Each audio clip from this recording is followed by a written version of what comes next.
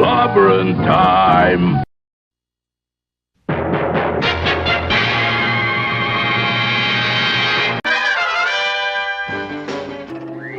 Atomic batteries to power. Turbines to speed. Roger. Ready to move out.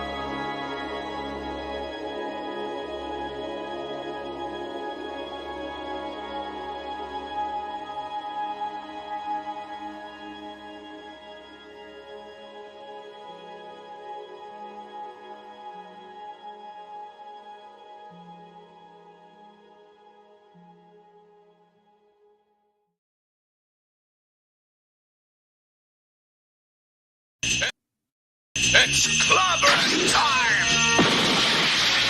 Clobberonimo! Greetings, clobberers, clobberonimos, clobberoids, clobberians, clobberooskies, clobber this and clobber that's. And to everyone else out there, the secret is to bang the rocks together, guys. Welcome to Clobberin Times, Wild Card Wednesday night in August, which is always Jack Kirby month. This celebrating the King of Comics all month long, or at least on my Monday and Wednesday shows. Of course, the Thursdays and Saturdays remain the same, Clubhouse and Star Trek, but still, the King of Comics must be celebrated. I love me comics, and one of the reasons we're all here. So, the great Jack Kirby, and also just hanging out with you, friends. Just hanging out with you, friends. Still a wild card Wednesday night, so still laid back. Just hanging out with you, my good buddies. So, let's see what's going on, man. Good to see you all tonight, ladies and gentlemen. Good to see you. Made it through half the week, just about. So without further ado, of course, I guess I'll do some show notes and then some shout outs, and we'll get this show on the road, shall we? Let's see. Where are we at? All right. All righty then. What are we up to here tonight? Of course, tomorrow night, as always, I'll be proud to be on the at 6 p.m. Central with Tom and Midnight's Edge and that great group right there. Great bunch of chaps, and they're always fun to hang out with. Good friends, and I'm looking forward to that as always. And then, of course, 9 p.m. Central Standard Time. We got that Clubhouse going on at you and everything else. With my wonderful first officer, the amazing R.M. Briggs, and of course, the great Chief Engineer Mark D. with a C. We'll have Tales of Tomorrow reviews, Jerry Anderson's UFO review, and of course, Star Trek Early Voyages comic book review, amongst other fun things. So I'm looking forward to that as always. I love the Clubhouse. What a fun time it always is. And I cannot thank you all enough for making it so great fun. And then, of course, Friday night, I'll be hanging out at my good buddy Nick Weiser's channel, which I'm really looking forward to. We are the Comic Shop Gang. And what a group we are. Yeah, what a great bunch. And I can't wait to be there for that. And then, of course, Saturday night Star Trek. We're going to the abbreviated, the shortened season 1 of Voyager wrap up. And only two episodes this week. And Raquel and I will wrap up the season, take a little look at it in preparation for continuing on with the second season the following week. So that's going to be great fun. And then Sunday night on the great Mark D with a C's Sunday Night Geekery. Just that. We're going to geekery on a Sunday night, and it'll be geekery, it'll be eatery, and it'll be a lot of fun. So that's 10:30 or 10 or 10:30, just it varies, Eastern Standard Time. And then I cannot wait. The B Monday of every month. The second Monday of every month is our time for my great buddy J-Man and I to joins me on my channel as we take a trip to Earth B for another Wacky World of Bob Haney presentation, the wackiest, craziest comic book writer in all of comic book history. And we will have another review of his. Ooh, I put the wrong one on there. That's the wrong issue number. Boo hiss, you dummy. I can't believe I did that. What the hell's wrong with me? I really did put the wrong one on there, didn't I? What in Lee Hale's the matter with you, boy? Let's see here. Oh, there you go. Let's put the proper one on there with the actual issue number. Not that it's that big of a deal, but, I still like to put the right one on there. It'll be Batman. It's always Batman. It's almost always. Brave and the Bold number 112 with Mr. Miracle. Since in keeping with Kirby month, it's our Bob Haney special. We'll have a Fourth World character for you. And in the not too distant future, not next Sunday AD, but it'll be a Saturday pretty soon, I think. I don't know if am I allowed to talk about this, J-Man? We're going to be doing some Fourth World reviews soon, are we not?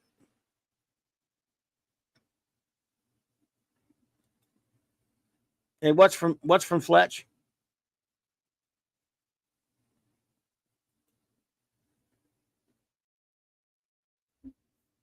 What's from Fletch? Hey, I do quote Fletch a lot, so it could be. Anyway, so that's what we got going on as far as shows. Let me do some shout outs here. Bear in mind, I can't see the whole chat, but I just like to shout out all of our friends who are here with us tonight, of course.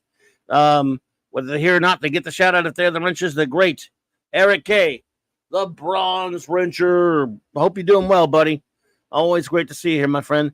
The great Chris Persia, Vindicator Wrench of the Great Wide North. Thank you for all you do, brother. D. Bud Martin, the Wrench of Iron. What's up, man? The great Lord Thoth. Shout out to the lovely Lady Thoth. Avon lives and long live the Legion, my friend. The aforementioned great J-Man, partner and crime on Earth B. Fellow Legionnaire reviewer extraordinaire. 3 times out of the month, we're reviewing.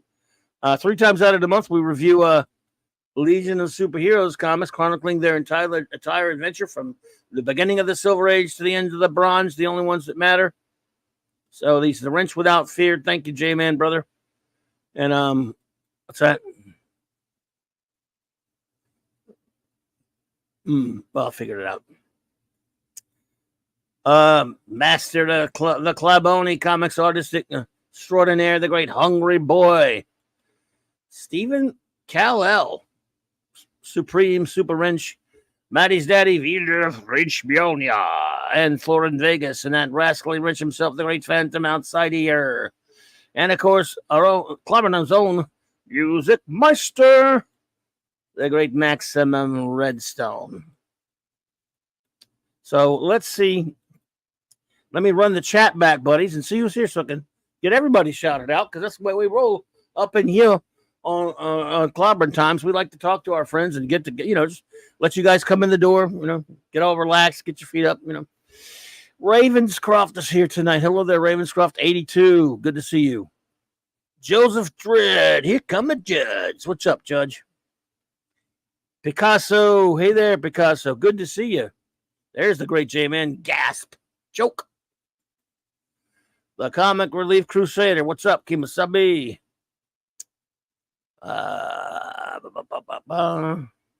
Could not be reached for further comment. Hello. Captain Infinity and beyond. Timicus Maximus. I hope you're having a good time. Don't shoot me for that one, buddy. But good to see you, as always.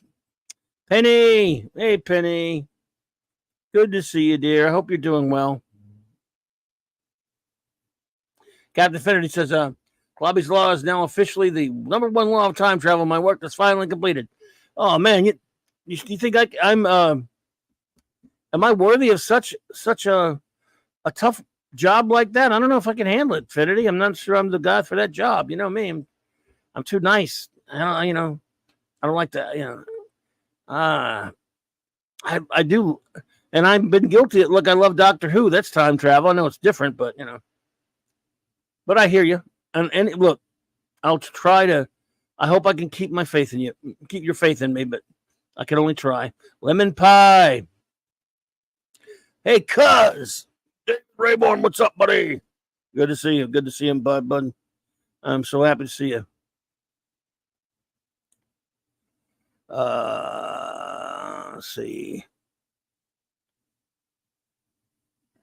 Bop. Who else might be up in here? I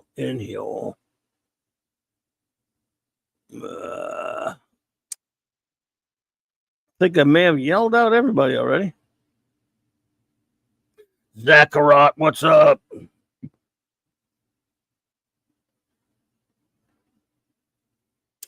All right, Fanty.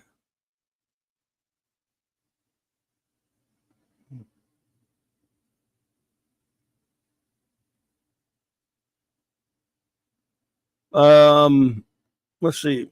Comic Relief Crusader says, all good here, bro. All good, bro. Supporting my friends here by being the best friend I can be. No backstabbing here ever. Nope, no backstabbing. I hope not. No side stabbing either. I mean, if you can really contain yourself, no front stabbing, please. But if you're gonna, just don't tell me about it, because I'm not good at keeping secrets like that. Just kidding. I'm very good at keeping secrets. Let's see here. 36 hours, 712 views. The people have spoken. Clobby's Law neatly solves Back to the Future. Solves it. Now, is it okay if I still like Back to the Future, even though I agree it's messed up?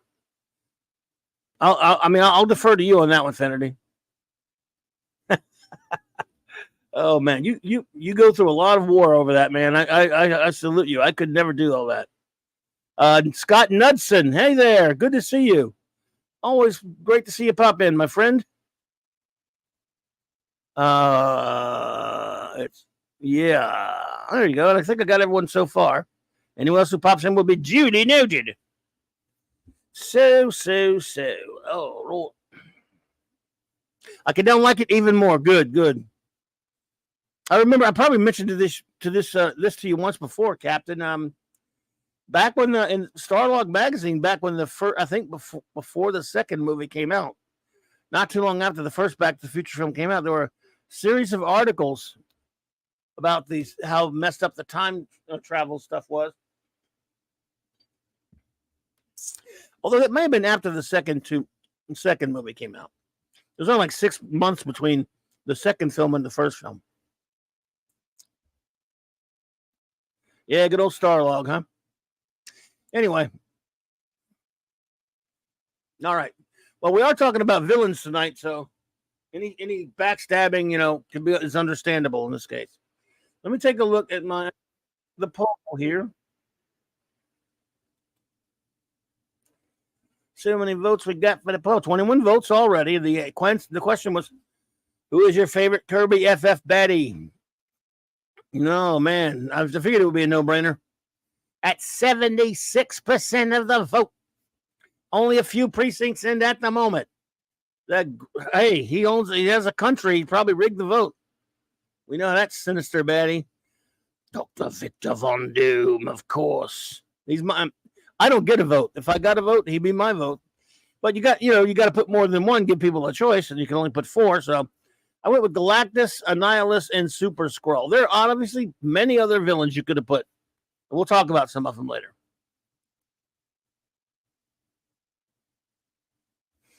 But yeah, I mean, now 22 votes and another percentile point for Dr. Doom.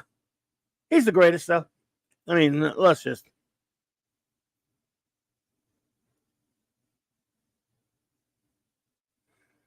So what are you going to do? I mean, Galactus. Yeah, Hey, Shooter's here. Hey, Shooter, good to see you. Shooter, I'm with you. Galactus will be my second. Abigail, welcome. Good to see you, my friend. But yes, Ravenscroft, the FF have an incredible rogues gallery. There's absolutely no question about that.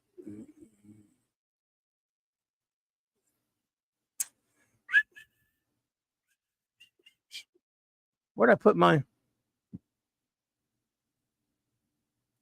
right there. I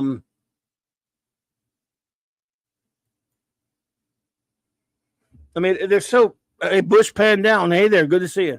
There's so many of them, really. Yeah.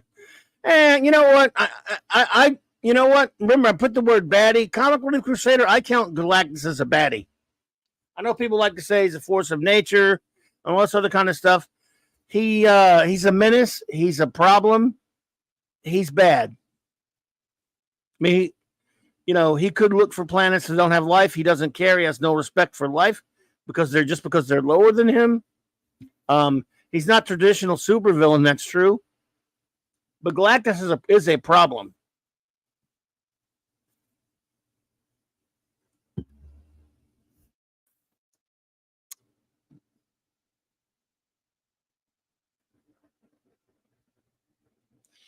North Fairfax. Yo, buddy. He doesn't have to starve himself, but he could find, he could go, remember, the Silver Surfer, before he took, Galactus took his memory away, he decided, Norrin Rad was going to lead him to uninhabited planets.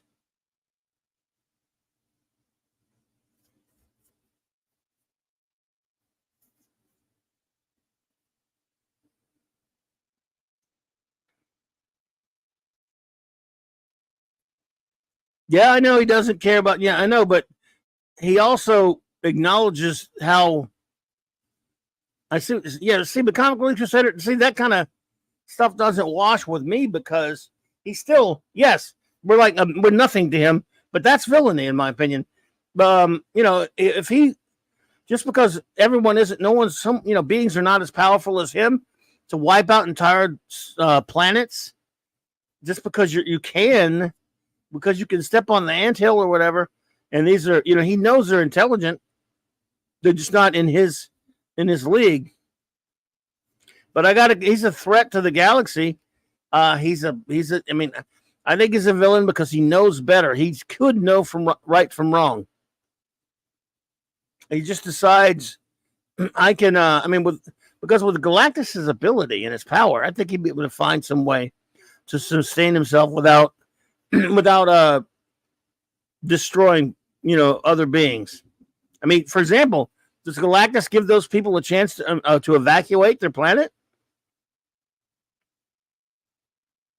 Does Galactus say, hey, I'm eating your planet, babies, but, I can wait a minute, or I can even help you with my technology. Go somewhere else.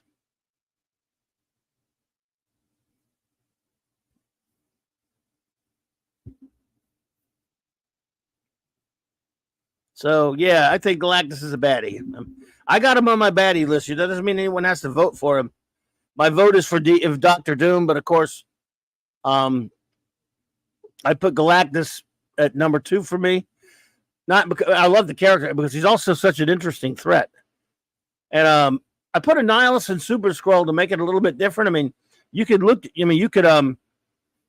Psycho Man is a great one. Mole Man's pretty good, and he's the first one. The Frightful Four. I know they didn't all come from the FF initially. Molecule Man, who didn't pop up that much really, but Blastar, Hate Monger was only in one of them. El Diablo wasn't all that great.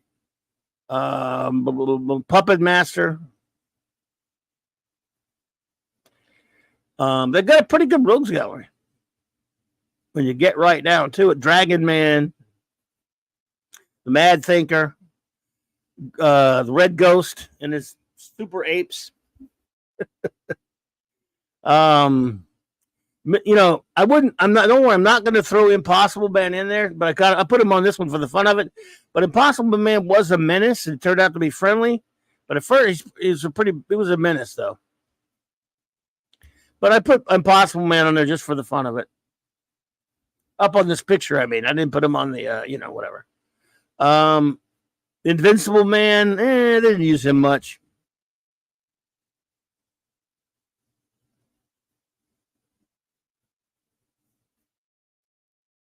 Dragon Man was of Diablo, yes.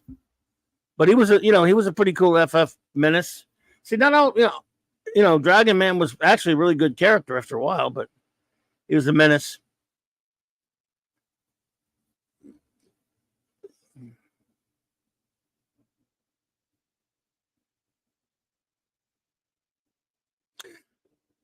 Yes, I did mention Diablo.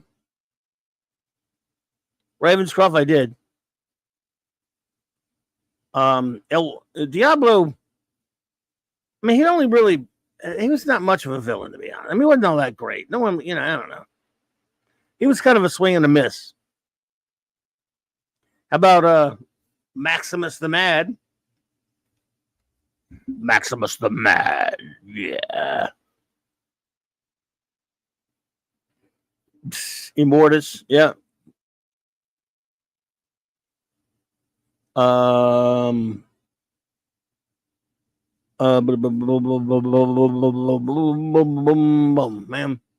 like I said, hate monger already. But he was, well, we all know who he was. We can't say it really.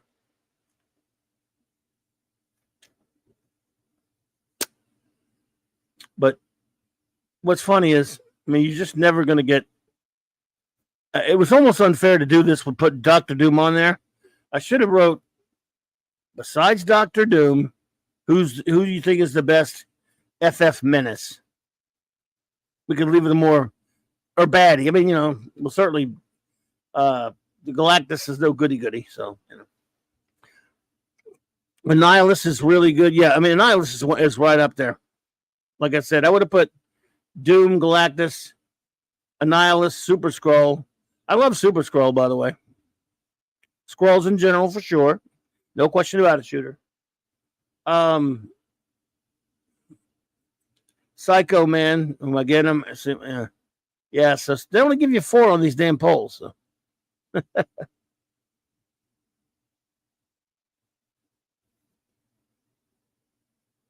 Yeah, terrible trio. Wow. How about Miracle Man? It was in issue number 3. D-Bud Galactus is just hungry. Yeah, but he'll eat anything. He'll eat, yeah. He'll eat you. Eat your damn planet because he's hungry.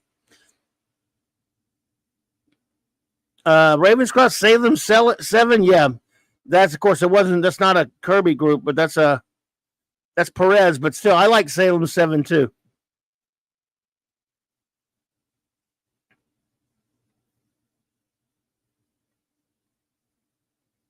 Yeah, I like Salem 7. They were all right. They were kind of, they weren't really used that much.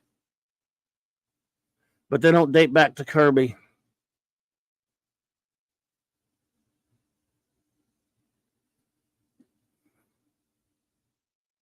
Let's see. We've covered most of the big ones.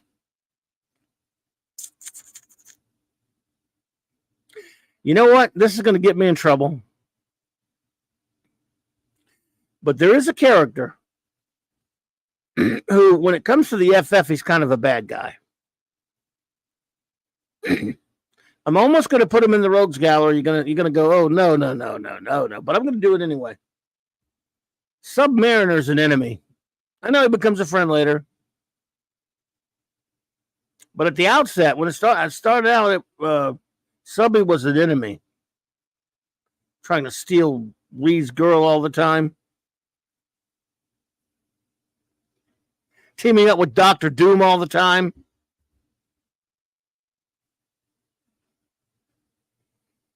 Yeah, he became all right later, but then no, he was always a jackass, though. No more. No more. No more. From that stupid movie, he's no more. Yeah. But he's boy, it's tough to get anywhere close to Doom, man. He's the greatest of them all. Victor Von Doom is the greatest villain of all. In fact, just a villain list in general, leaving out just Kirby's. Any villains? No, it wasn't a Kirby creation, but he brought him back and used him as a villain against the FF. He was created by Bill Everett. That's why I don't have him on the list. But I still consider him an FF enemy of a sort.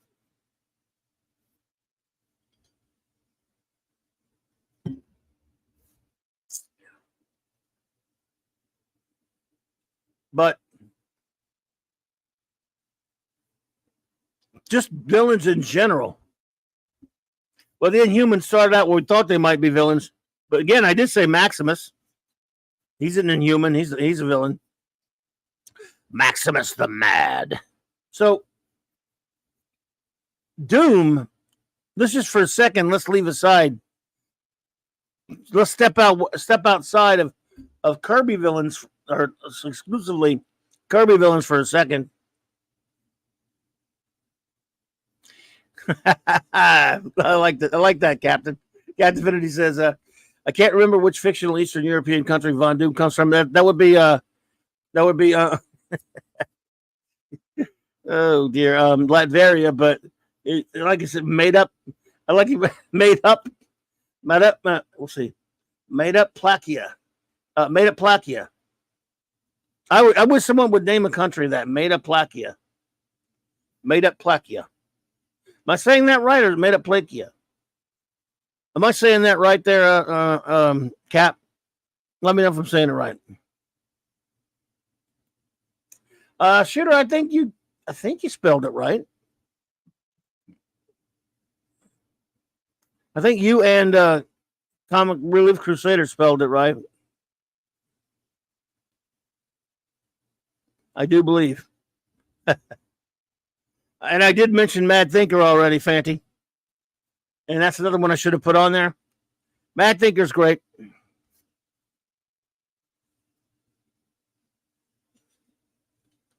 I mentioned Blastar, of course.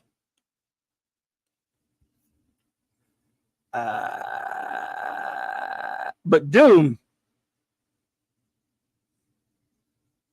I think he's probably again. I'm only straying from Kirby for a second here, since as far as and Doom hasn't been ruined to the same degree as the character I'm about to mention, but the two greatest villains of them all in all of comics, I'm just going to use comics, of course, are Dr. Doom and the Joker, because they represent the two extremes of villains, and they couldn't be more unlike each other. Doom is very similar to Luthor, so DC has one like Doom, yet not, because he's regal and he's a sovereign of a country and all that stuff. Whereas the Joker's just pure evil for the fun of it. Doom is one of those villains, like many villains, that doesn't think he's a villain at all. He's not coming at it. He'll do villainous things, and he's convinced he's not a villain. He's the good guy. He knows best what's for everybody else on the planet. Well, I didn't mention Trapster or Paste Pot Pete yet. Could not be reached, but as you can see on this part right here, the Frightful Four are there. Although technically Sandman started in Spidey. The Frightful Four is up there, so Trapster's on there. Paste Pot Pete's the greatest name ever, of course, it goes without saying. But Joker and Doom are the two extremes of the greatest supervillains ever. One's just pure evil and doesn't care what he does, has fun with it and chaos. And Doom wants order and sheer will and ego. That's another,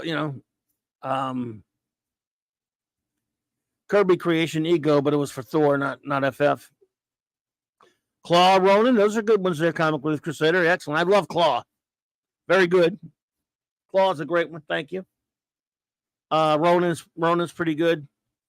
About this Skrull Sentry. I mean the Kree Sentry, the Sentry Supreme. Davis says, how powerful is Mole Man? Mole Man, I mean, he does command a whole big, bunch of subterraneans down there. That's true, D-Bud. That's a good point. Paste Pot Pete, he was kind of a Human Torch villain in Strange Tales. Then when he became Trapster, he became with the Frightful Four. Fanty outside, he says, why do so many FF villains have advanced degrees? Dr. Doom, Mad Thinker, the Wizard, and the Red Ghost.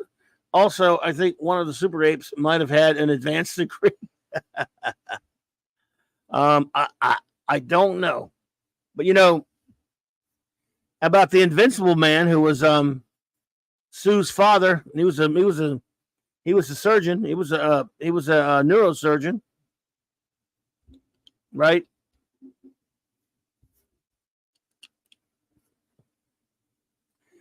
Well, the Sentry was a robot that was like a Kree robot thingy that was that fought the FF. Tomazuma, good one. Tomazuma was a crazy looking sucker, wasn't he? In fact, you know what? Shame on me because I was reading, I was flipping through. I think I looked at a couple of those comics the other night, including the one with Tomazuma.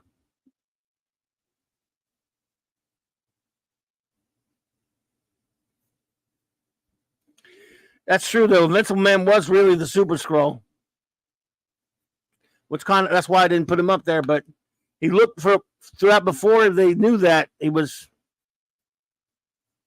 a pretty cool looking villain, and that's what it's kind of a shame, D-Bud, because before they find out he's Super Skrull, it's kind of a cool looking villain.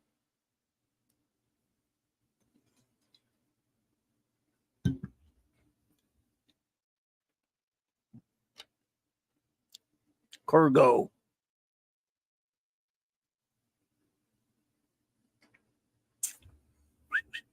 The Hulk was sort of a fan FF villain for a while.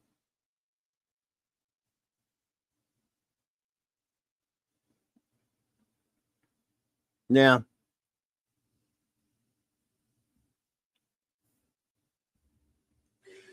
Psycho Man was so cool. I mean, who was the coolest looking one? Psycho Man might have been the coolest design.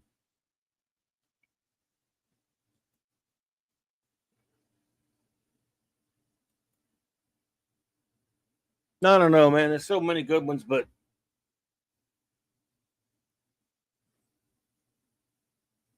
wah wah wah wah wah wah. Bum, bum, bum, bum, bum, bum. Where are you? Trying to find. Where did I put my? I saw you. No, I lost you again. There you are. There you are. Okay.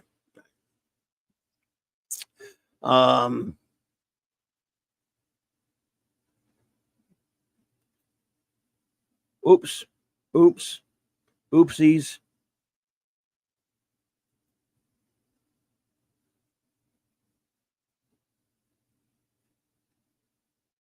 The way it began.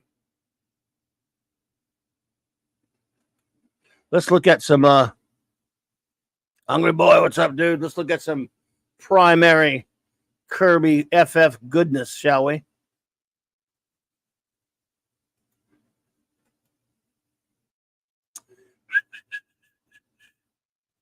Okey-dokey.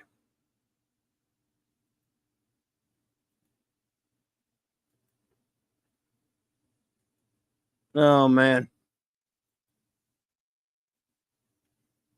Look at that cover. All right. I know this is not a villain thing, but it is a Kirby thing. Hey, Dave C., good to see you, buddy. Nobody, and I mean nobody, draws a Human Torch, the Johnny Storm version, better than the King. That's what he's supposed. Every time I see any other rendition of the Torch, now is the ones that are faithful to this version of it, even with different artists, that's fine. When I see the way they screw with the torches, look over the later years, it makes me sick. Hey, Doc Fortune, what's up? Man, that cover is just incredible, though.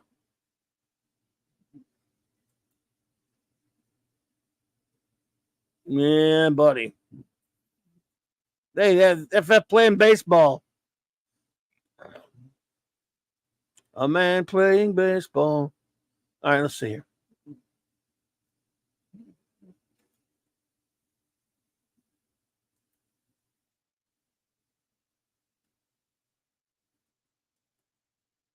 So I was looking for a specific issue.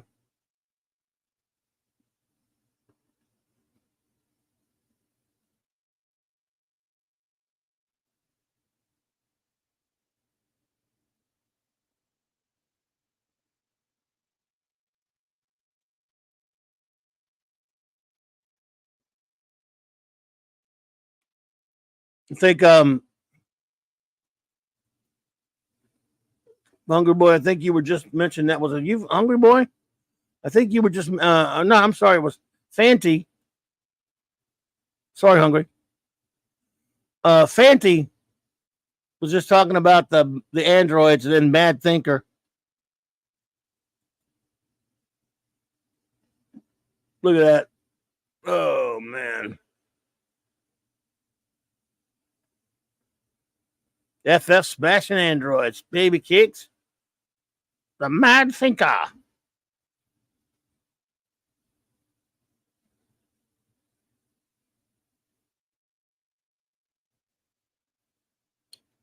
What an action-packed issue this one is.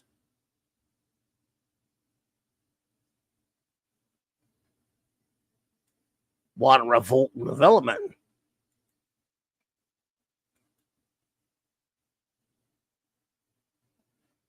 This right here, man. Blastar and Sandman. God, I love this issue. Simply Steve, what's up, buddy? Now, Sandman, of course, started out with Spidey, but who cares? Galactus Punisher. No thanks. I don't read those. I have not read those.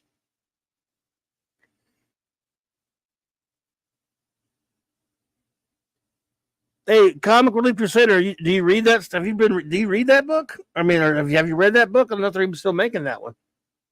No judgment, dude. Just wondering.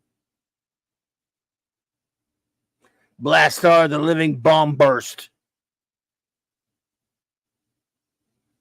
He was a bad mother. Look at old Triton flying around.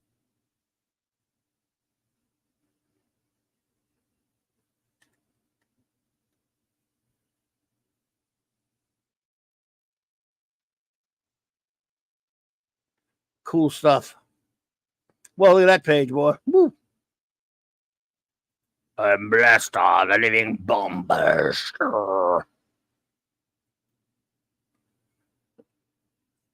Yeah, I figure he is. Yeah. The android Punisher that Galactus had at one point early on. Okay. Oh, that one. Oh, okay.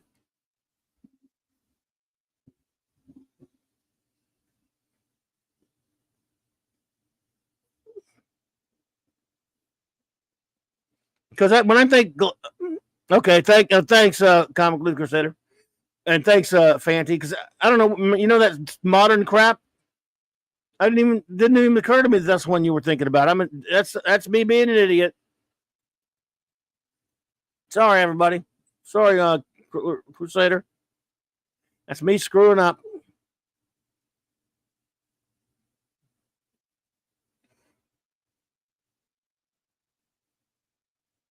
Clobberin time.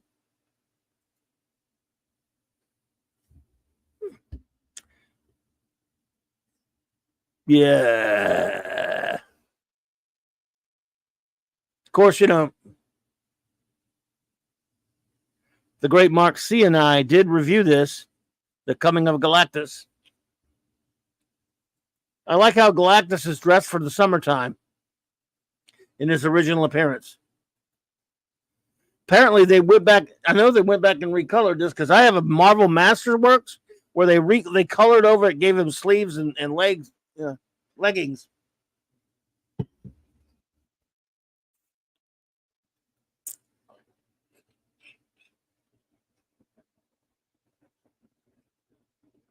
I'm burning up.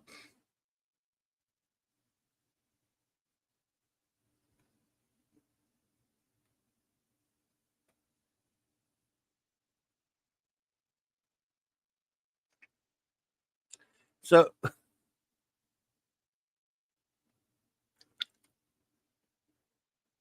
here's a poll. Galactus with pants or with shorts?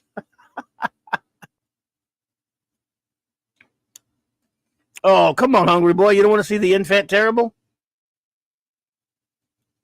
What the hell's wrong with you, son? Don't worry, I can't remember the issue number anyway.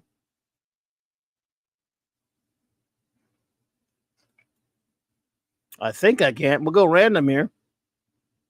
Yeah, I love Dragon Man. Let's take a look at how the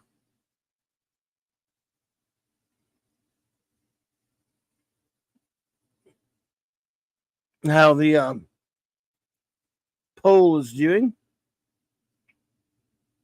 With 30 votes in, 30 precincts in. Still, Dr. Doom has a significant lead of 79%.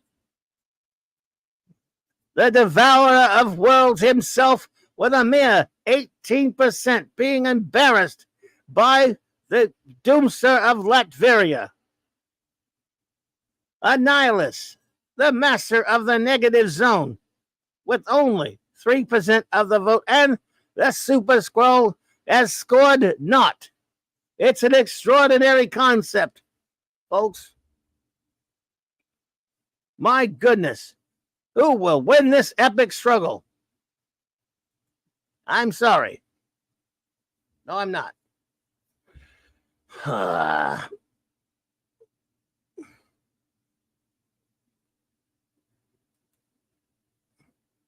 Let's see here.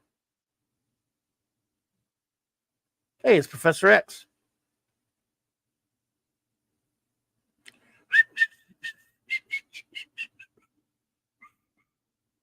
I can't remember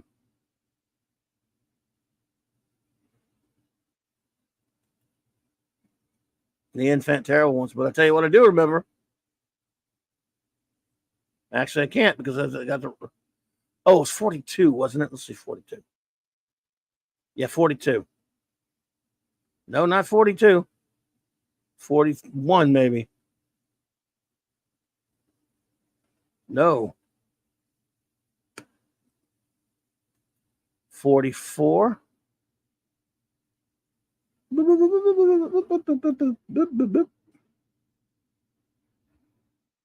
There's Dragon Man fighting the Inhumans.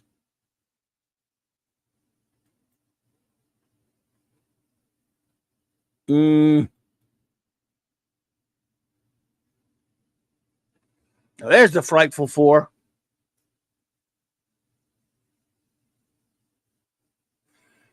That's them. Yeah.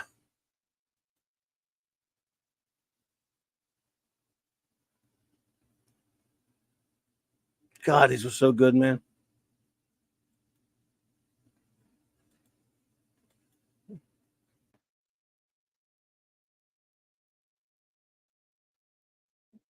Defeated by the Frightful Four.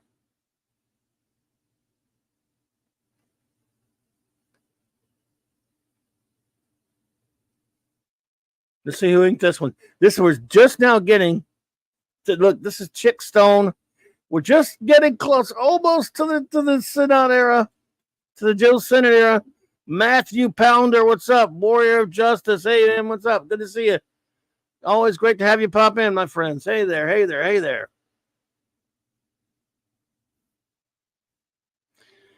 Number 23, Fanty? Okay.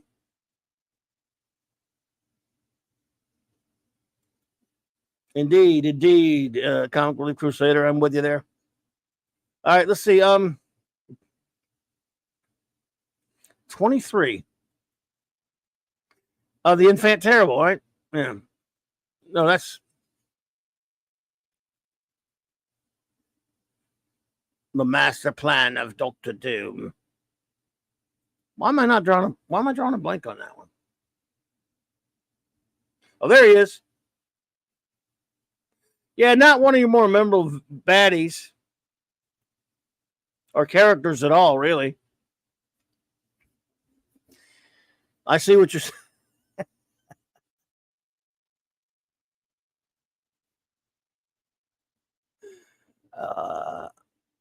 Thought he had potential, and they didn't use him again. Eliminator, yeah, he was a weird look. You know, they didn't use Eliminator again, Ravenscroft, but they sure ripped off his look a lot. If you think about it, I can think of some other characters. If you look at the character from that Eliminator, that they did, they did rip off a bit here and there. I think.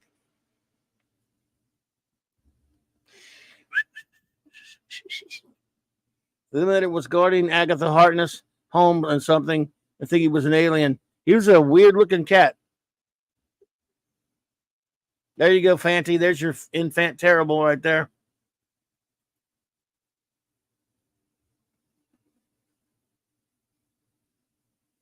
Geo Bell. Let's get into some Joe Sennett stuff. The rarefied air, the greatest art of the era.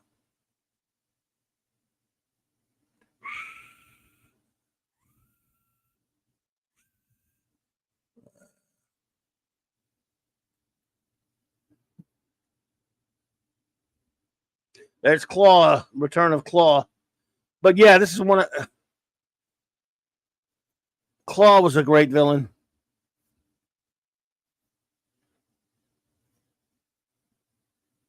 Yeah, I knew Hungry Boy did not want to see that one. Sorry.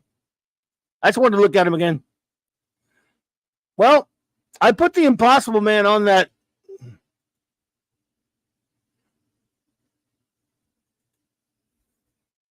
I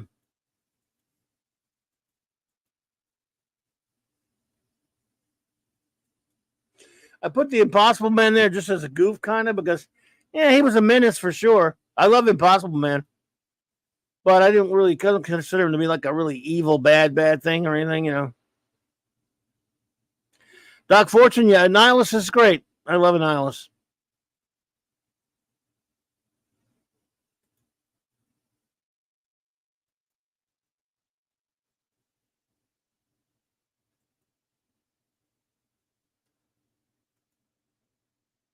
Claw. Oh my God, this is the FF era for me. Kirby, Sennett,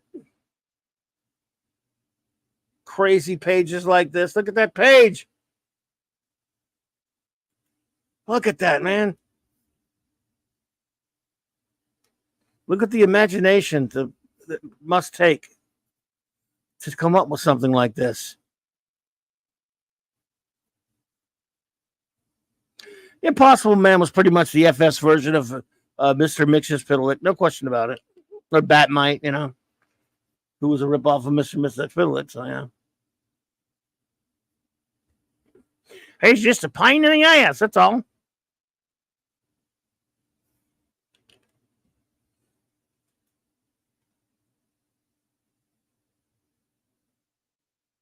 We got Inhumans in this issue. There's Maximus the Mad. He was a baddie.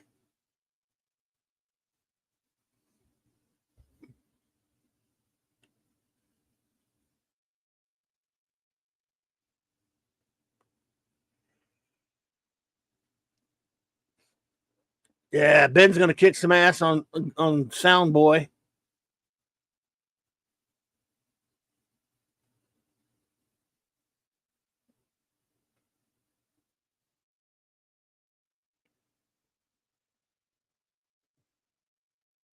If you think that nutty oversized kazoo is gonna stop me.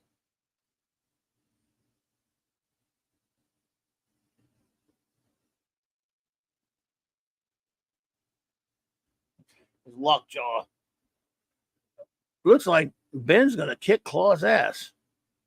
Somebody is. Reed's gonna kick his ass. There you go. I just love it. Next, Dr. Doom, of course. Am I the only one that loves looking at the letters pages? You never know who you're going to see in these letter pages. Wah, wah, wah, wah, wah, wah, wah, wah, wah.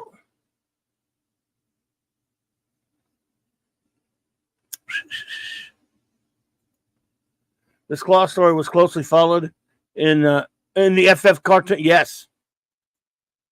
Yes.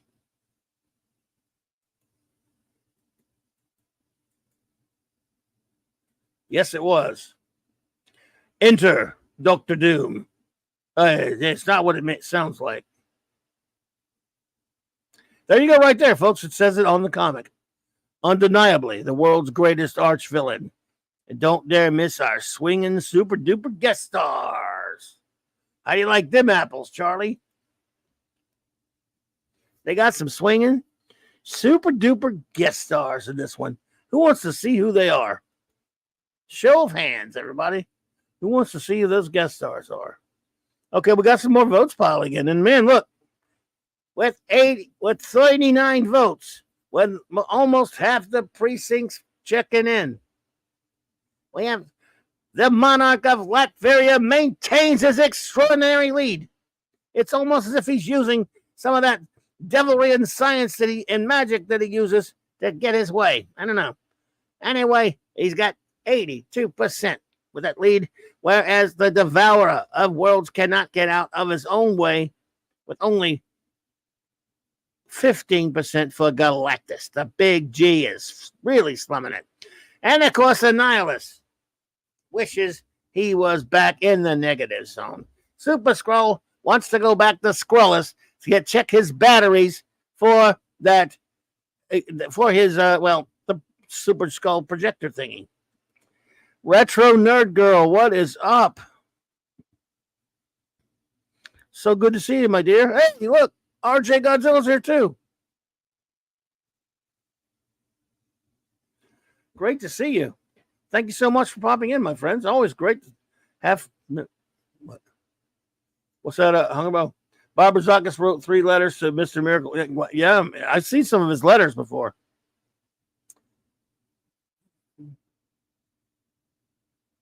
Let's see here. Up and hill, up and hill.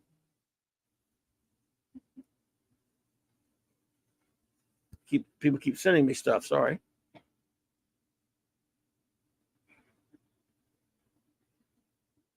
All right. Sorry about that, folks. Oh, yes. So, let's see who the groovy superstars of this issue are. Enter Doom. There's Sandman. Again, I know he's technically a Spidey villain, but he's a great villain. He's still an FF villain. He was doing a lot of moonlighting. Oh my goodness, another lovely lady. We got so great when we have ladies in here. Another beautiful lady, the lovely Sherry. Hey Sherry, look at that beautiful face. Sherry, I hope you're doing well, my dear. Good to see you.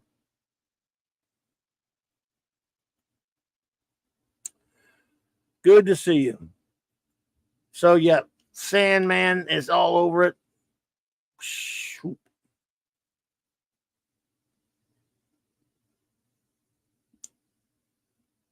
Great art in this one, as always. Silver Smurfer. Galactus steals his powers.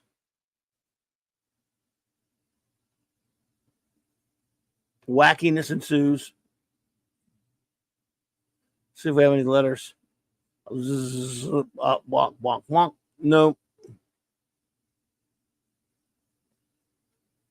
Whoa. Linda Lee Johnson from New Orleans. Down my way. You know, people used to say that girls didn't buy comics. But in a lot of this, I'm going back and reviewing a lot of old comics with J-Man and Sean and other people. And just reading them in general. And I always like to go look at the letters pages. But I see and I'm not saying this is as many as boys, but a whole hell of a lot more than you would think. Girls writing to these popular comics of the time. In this case, around like 66, 67, whatever it is. I love that the ladies loved comics.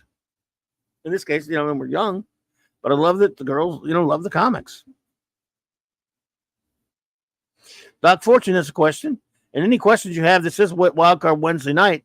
If anybody has questions, please let me know. I'll make sure I check the chat better. He says, Clobberin Thompson, were you a fan of Larry Hama's G.I. Joe comics? Doc Fortune, I would say not really. I'll tell you why. I'm a little bit old. I'm very old, actually. So, you see, when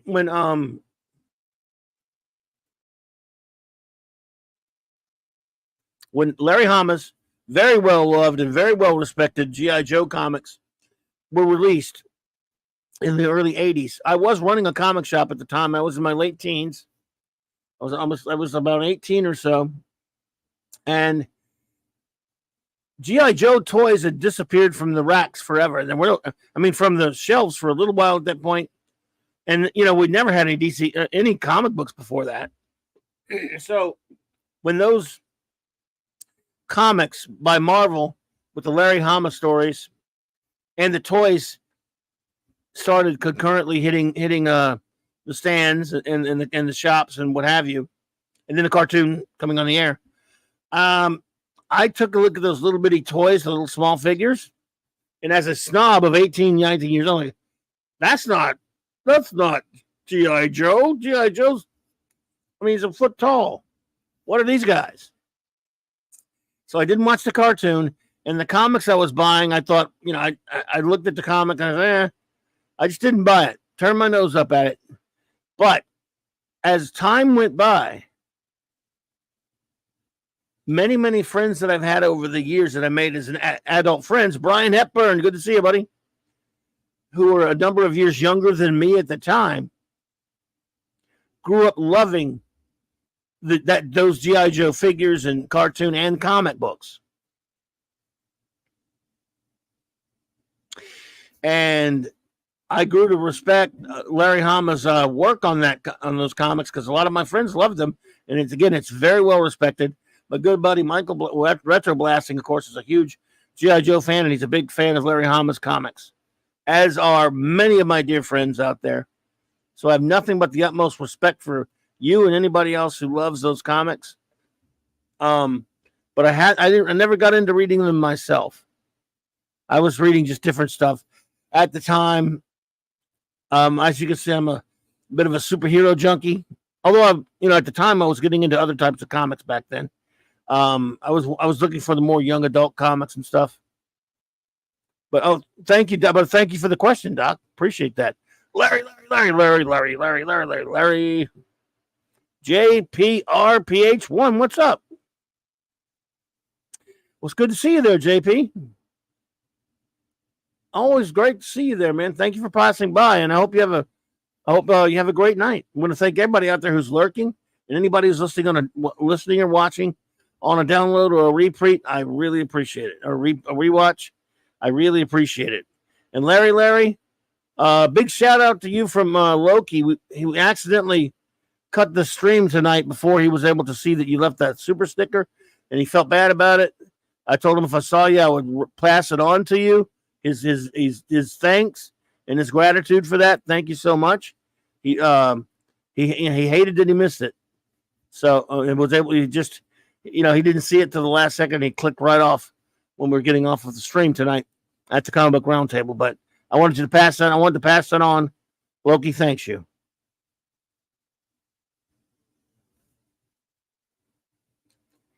Doc says, I got into G.I. Joe later in life. I was blown away by how good the writing is in the cartoons and how well they hold up to this day. Yeah, you're not alone there. Oh, you're responding with the chat? Okay, good. He just felt bad. That's happened to me before, and I always feel bad when I didn't get a chance to say something, to say thanks,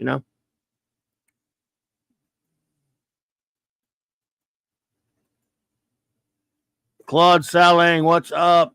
Good to see you, my friend.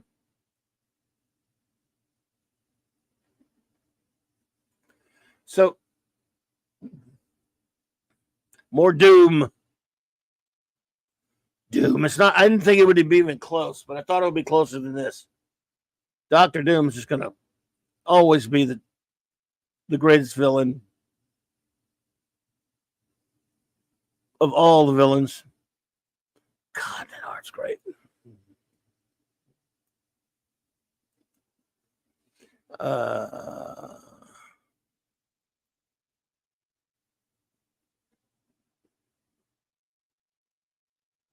Love that cover.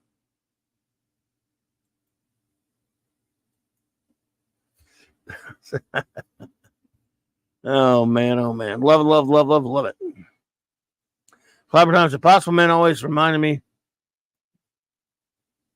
of a Voyager era Q. Well, he's basically Mitch Spitalik.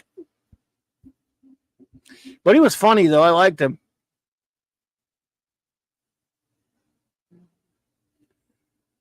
Yeah, this cover is just insane.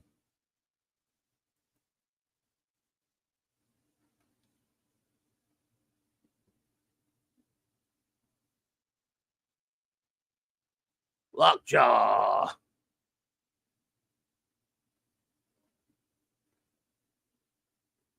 Hey, I always like this one. In case you think Stretcho's kidding, it's clobbering time.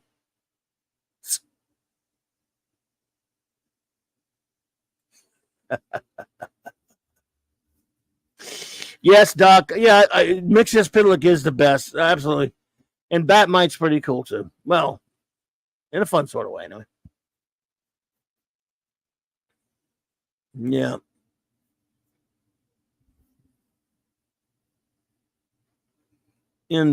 Insane. Oh, yeah, Black Bolt's incredible there, Hungry Boy. I love him.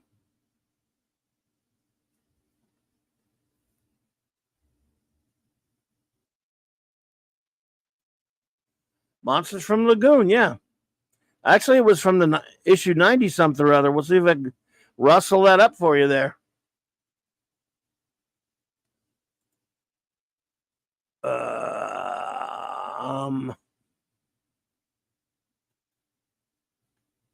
think it was issue like 98, maybe. Nope, that's not it.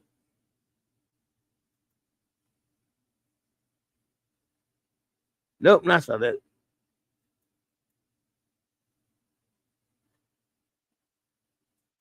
Nope. There he is. There's the monster from the Lost Lagoon there for you. Ravenscroft. There you go. You got it. You got it, D-Bud. Well done.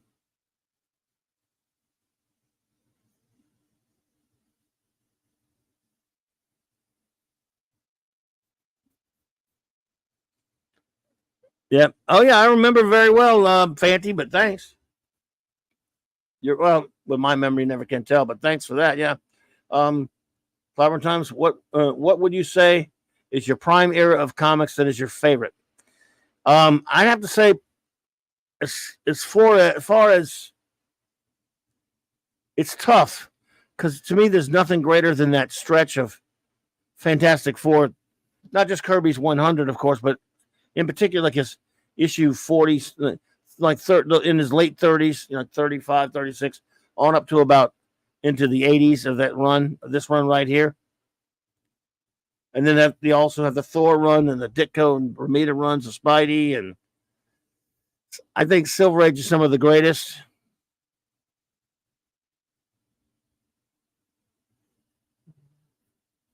Oh, they brought him back? Okay, Ravenscroft, thank you. I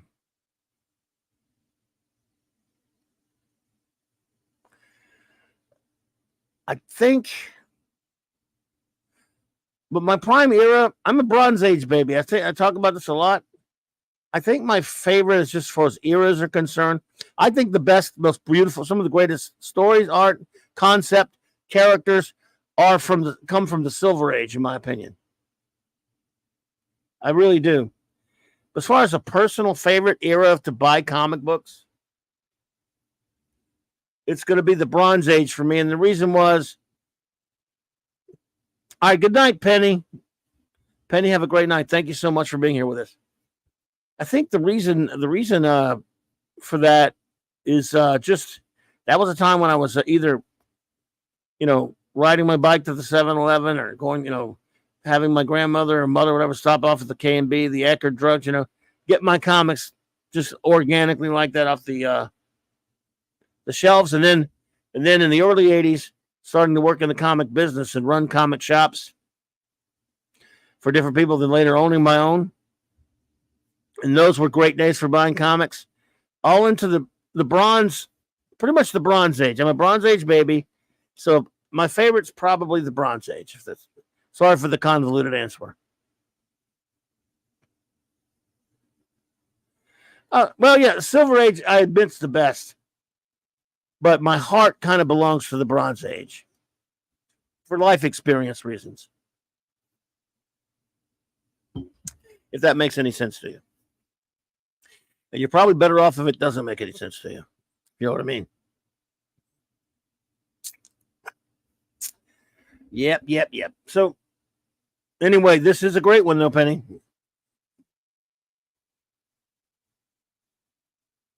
Nothing wrong with that, Matthew Pounder.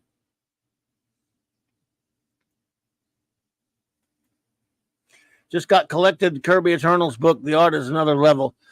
And you know what, Larry? Dude, about a year or two ago when the garbage Eternals movie came out, a couple of days before the movie came out, we decided, there are only 19 issues of the Kirby run.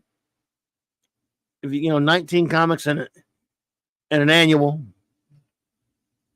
Or was it 18 comics? 18 comics and an annual, I think. So we decided, myself, my buddy Nick Weiser, J-Man, I think was there. I think Sean might have done it. And Mark, our buddy Mark D, was he the chief engineer? I think that's who it was. It's been a while now. We got together and we reviewed Kirby's Eternals run. And on the story, I was like, it was kind of okay and interesting, but not my favorite of his stories. Characters I thought were okay and interesting, but I wasn't really. I had some issues here and there with them, but they were fine. The concepts were really good. I mean, the ideas and some of the structures. But the art, for me, is some of Kirby's finest work ever. And you can tell he poured his heart and soul into it.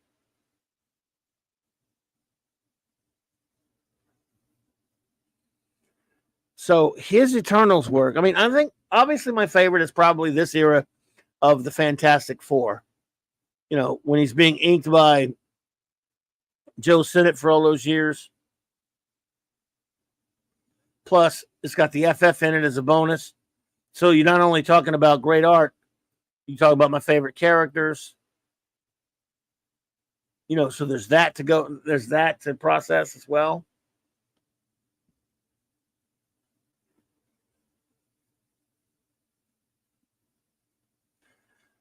But that art in Eternals, holy crap. It's just amazing. All right. Who's ready for an update?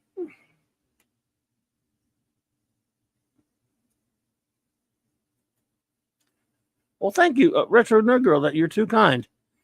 I never get tired of talking about some FF, I'll tell you that much. So here we are now with 47 votes. Woo is your favorite Kirby FF baddie. It's Doomster, and with 79% of the vote.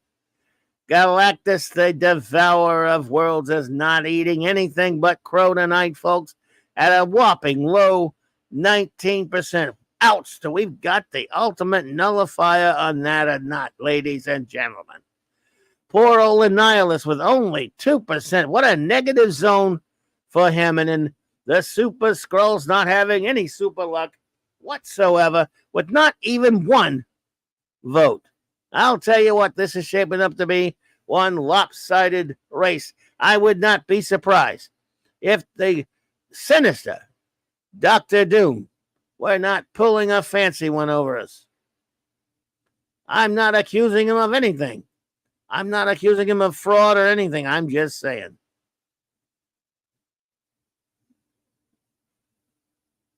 What? Oh, shite. Let's see here. Right. Yes, sir. It's on my. I have a playlist for Eternals for reviews of comics, and I think it was a live stream review that we all did. Like it was a couple of days before the stupid Eternal movies came out, and it was we had a lot of fun doing that one, Larry. A lot of fun. Reviewed we read them all. Like I said, all 20. And the art's insane. Oh, yes. Thank you for that, Debo. By the way, absolutely. Share. If you have not been to our good friend Retro Nerd Girl's channel, she does great stuff. What a wonderful channel she has. She's a cool friend. And, if you're in the movies and stuff like that, please go check her channel out. Please subscribe. More Doomster stuff here. It's just all about Doom with the FF, isn't it? I'm trying to find some of the other villains.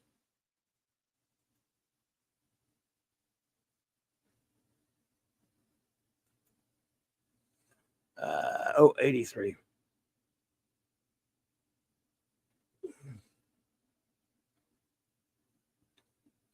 '83.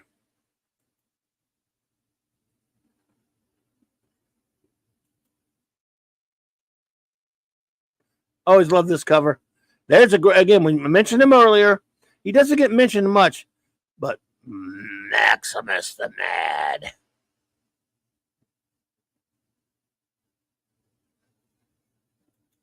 Is Maximus the Bad. Oh, thank you, Retro. Don't tell our buddy Steve Mitchum he hates my co-cell. Hungry boy. Galactus, the devourer of Sucket. Yeah. I'm Dr. Doom. I don't cheat, you rat, you worthless little peasant. That's him talking to me, by the way. Doom in a landslide, of course. He had the Latvian stuff the box. Yes. Cheater.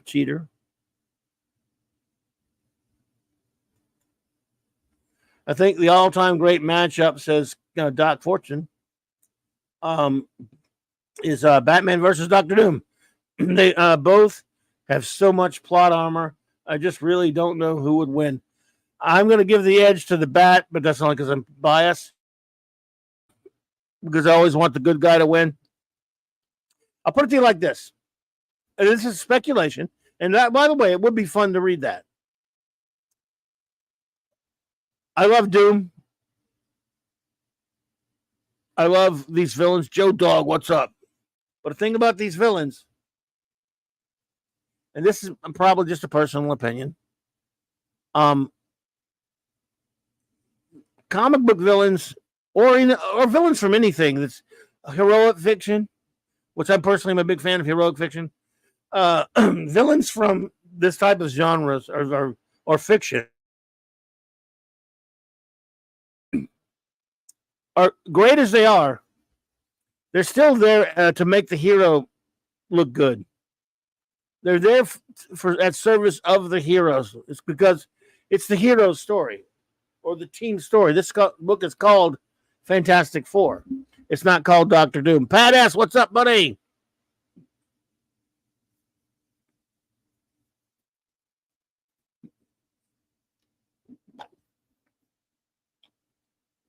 It's not called, the comic title wasn't called Lex Luthor, it was called Superman. It wasn't called Joker, it was called Batman or Detective Comics or Action Comics. So the villains are not the superstar. And the better the villain, the better it helps the comic, of course. But I never put the villain in terms of importance, and they're important, but I never put not higher than the hero because I believe the hero is why we're there. But if it's not going to be a heroic story, I'm not really interested in it. Now, in other instances, yes, but if I'm there for heroic fiction, that's what I'm there for. And I don't want the villain's got to be really tough to beat, and that's great.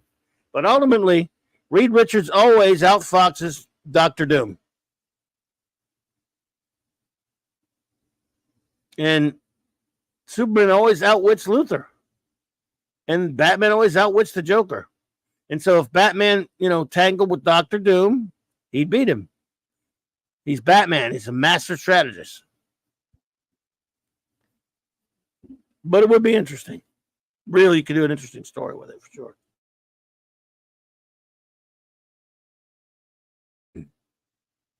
It would be very cool.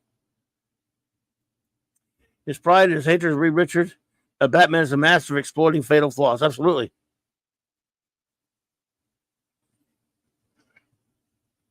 No, Doom does not see himself as the villain. He's that, like I said, you have the two extremes, the villain, as I mentioned earlier, Dr. Doom and the Joker. Dr. Doom is that hero. Hey, K-Dog Broadcasting. Dr. Doom is that character that doesn't think he's the bad guy, and the Joker is that character that loves and relishes being the bad guy.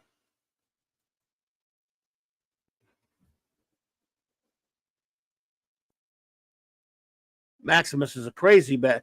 Maximus is kind of close to the Joker type. He's nuts.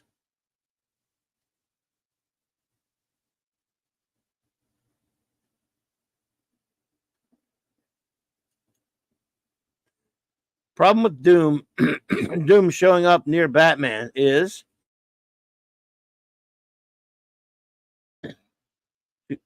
excuse me, is everyone knows how possessive Joker is of Batman, and everyone knows Doom does not suffer fools. So if Doom shows up, Joker gonna die. You think he'd kill the Joker, do you?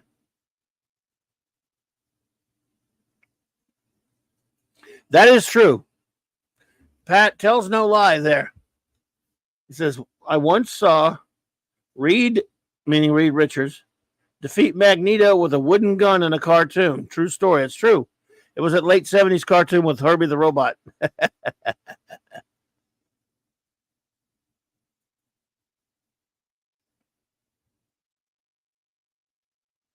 Most villains don't. Some do, though. I think some do. Ravenscroft, but there are those that don't for sure. Absolutely. There are a great number that do not. I don't know what the numbering is on that, but or the numbers are on that, but yeah. Doc Fortune says, what do you think of the Hickman Secret Wars, which shows a more sympathetic Doom and ends with his heel turned to something more like a replacement Iron Man and irredeemable Iron Man? Well, I'll tell you what, I didn't read much of that.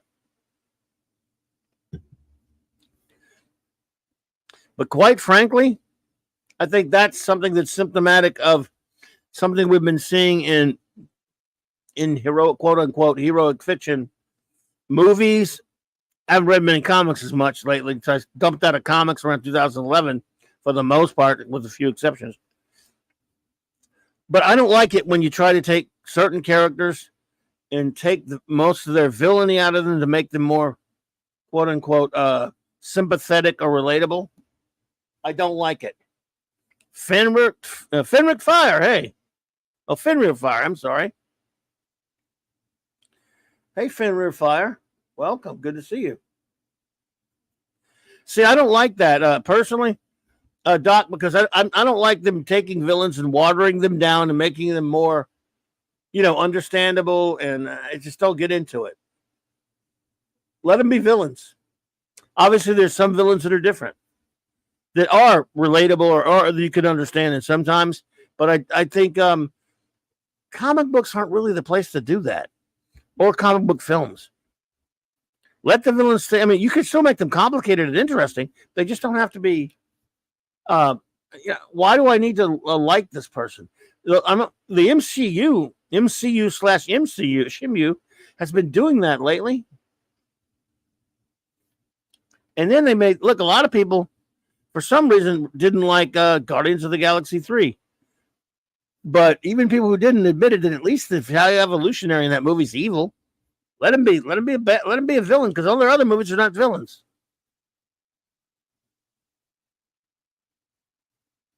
Let the villains be villains. And for that matter, you need the heroes to be more heroic.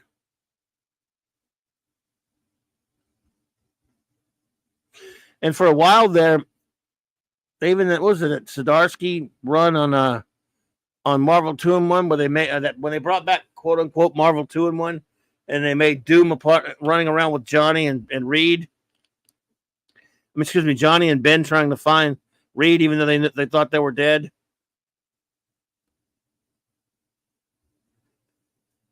Ravenscroft says, modern writers tend to adore Doom and make him much more sympathetic than he should be. There's some nobility there, but let's not forget this man is absolutely an arrogant, violent, cruel man and a flat-out murderer. I added the murderer part, but he clearly is one. And yeah, even though he even said, Doom is no common murderer.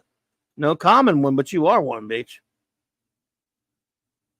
No, you're not common.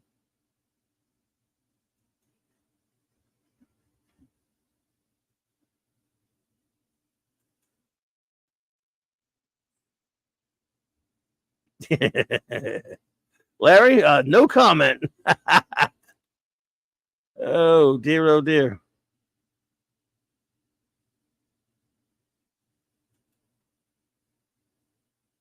No comment.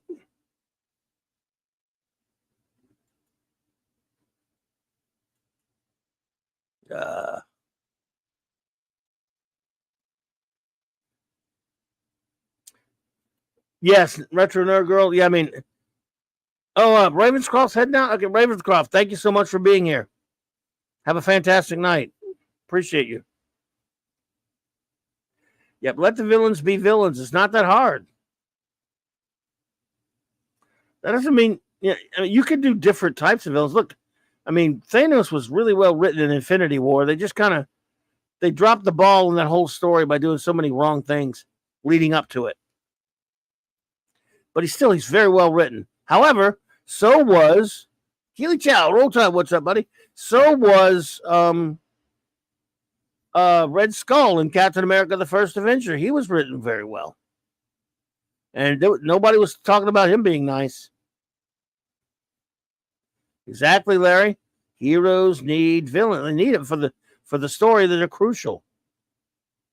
The better the villain, the better the hero.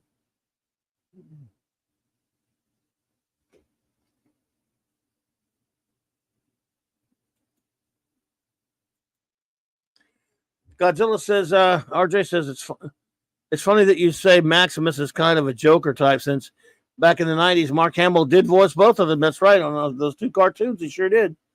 Joker, Batman, the animated series, and Maximus in the 90s. That's absolutely right. Good point.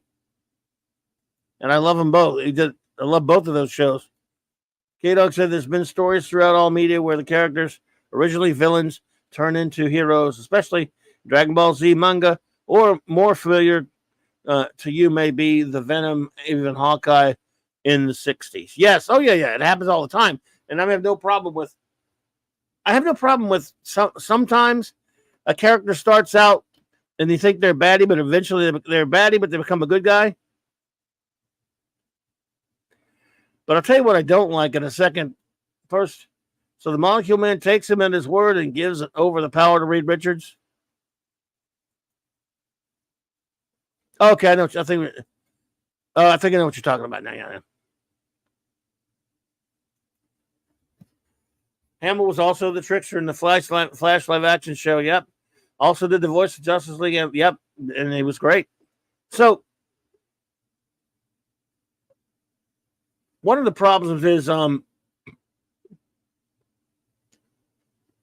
there's these people in charge. You know how people have been saying giving Sony all this credit because they happen to be mostly responsible for Spider-Man No Way Home and it was very successful. They're a bunch of dumbasses too, though. Okay, they did something good and it makes it fine, but they're also the idiots that greenlight crap like Venom, Venom 2, Morbius, Kraven the Hunter, villain movies. They're obsessed with Spider-Man villains. Stop giving Spider-Man villains or any other villains their own damn movie. Stop it. Now you might counter with, Joker. No, it's not the Joker. It's called Joker, by the way. Made $1 billion. Look, stop it with that. I'm not just because I don't like it. There are I know a lot of my peers out there, a lot of my friends out there love that. Inexplicably love the stupid Joaquin Phoenix Joker movie. But if you like it, fine. If you think it's a good movie, I can see it. It is actually, it's not so much a bad movie, but it was just a cheat. It was just a scam to get a big budget for an art film. It's not the Joker from Batman comics. It's no way, in any way, anything to do with the Joker that we know from comic books. Oh, they're going to say it is, and they're making another one. He's not. It's not. That first movie has nothing to do with Batman. They just threw some words in there, and like they mentioned some people. We don't even know if it's really happening or not. I found the movie to be tedious at best. It's well acted. Everyone just went gaga over the goddamn thing. I'm like, hey, if you like it, that's fine. This has nothing to do with the Joker. The Joker. It's not even called The Joker. That should be a tell right there. It's just called Joker. But if you like it, that's great. I mean, it's not like I really hated it or anything. I just didn't really care much for it. And the bottom line is, that is just these arty-farty types that make movies like that have no respect for superhero movies. Not that superhero movies deserve any respect right now. They're pretty bad. But I'm saying, but they'll take that little extra money for that budget because it's called Joker. And it's just, I don't know. Could not get into the film very much at all. People think it's some kind of a masterpiece. Sure. I mean, yeah, let's go with that. But it's, again, it's nothing to do with the comic book Joker. So going back to Sony, why would you make a Kraven movie? Why Morbius? Look, I understand. Look, oh my God, because they were talking about doing other ones too. They want to do the Sinister Six. Remember that? Well, why? Make superhero movies. Use the damn villains in the movies. Boom. In the history of comic books, and I know it's not movies, they tried a couple of times to make supervillain comic books. This chap right here, Dr. Doom. Actually, before that, though, DC tried it with the Joker. It was a very short-lived series in the Bronze Age in the 70s. I remember I bought a couple of issues because I couldn't understand why there was a Joker comic book. I was a kid. I don't know what I was like, maybe 8, 9, or 10, somewhere up in there. I can't remember the exact year that came out.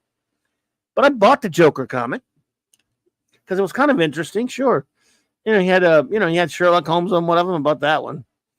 He had Green Arrow, he had Black Canary on one of them. But I mean, and they're okay. They're kind of fun. They're all right. But I was still like, why are you doing this? And of course, they did supervillain team up. But that one, man, that had Dr. Doom and Submariner and later like Red Skull and and Kang, I guess. I mean, it had all these big time heavy hitter villains fighting.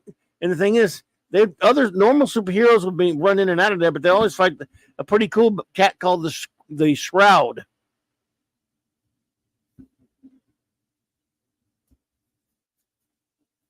So Marvel's supervillain team up was kind of a cool comic, but still it only lasted like 16, 17 issues because people didn't really understand it. I mean, kids back then were like, okay, they'll buy it because it's got all these characters on it. And then they did Secret Society of Supervillains, and it was kind of the same deal. No one really knew what to do with it, but I know what to do with this next villain we got going with us. The Great Chief Engineer's here. What's up, dude? Hello. I didn't want to interrupt your soliloquy there. That's okay, man. Good to see you. Good to see you. Yeah, you're on a roll, so I didn't want to say anything. Kind. Thank you. So, hey, everyone. Yeah, I've been lurking all night. I've been working on a YouTube slideshow, but yeah, good show so far. And yeah, this YouTube thing is a lot of work sometimes. I'm almost done with a 15-minute slideshow that takes 3 hours. But yeah. No, Oliver Belamonte. I wish I knew how to do those slideshows. Well, that sounds kind fun. of stuff can like the editing. The live shows are a lot of fun and less. Not that they're not work, but just you hang out. But the slideshows, it's. I'm doing the Terrificon slideshow with all the clips from that. So that'll hopefully be out in a few days. Hi, Retro Nerd Girl, and hail to the chat. Hey, you're absolutely right, Doc Fortune. They're making the dumb movies because it's the only thing they have the rights to do. But it's just, why do they think anybody wants to see a freaking Craven movie? Let's see. He said they did Joker because Todd Phillips wanted to remake Taxi Driver, but the studios are only interested in making superhero films. So he just remade Taxi Driver and King of Comedy with a Joker in it. That's true. It's very true. Which is dumb. It's also a dumb idea. It, right? He's in it, yeah. It was also a dumb idea.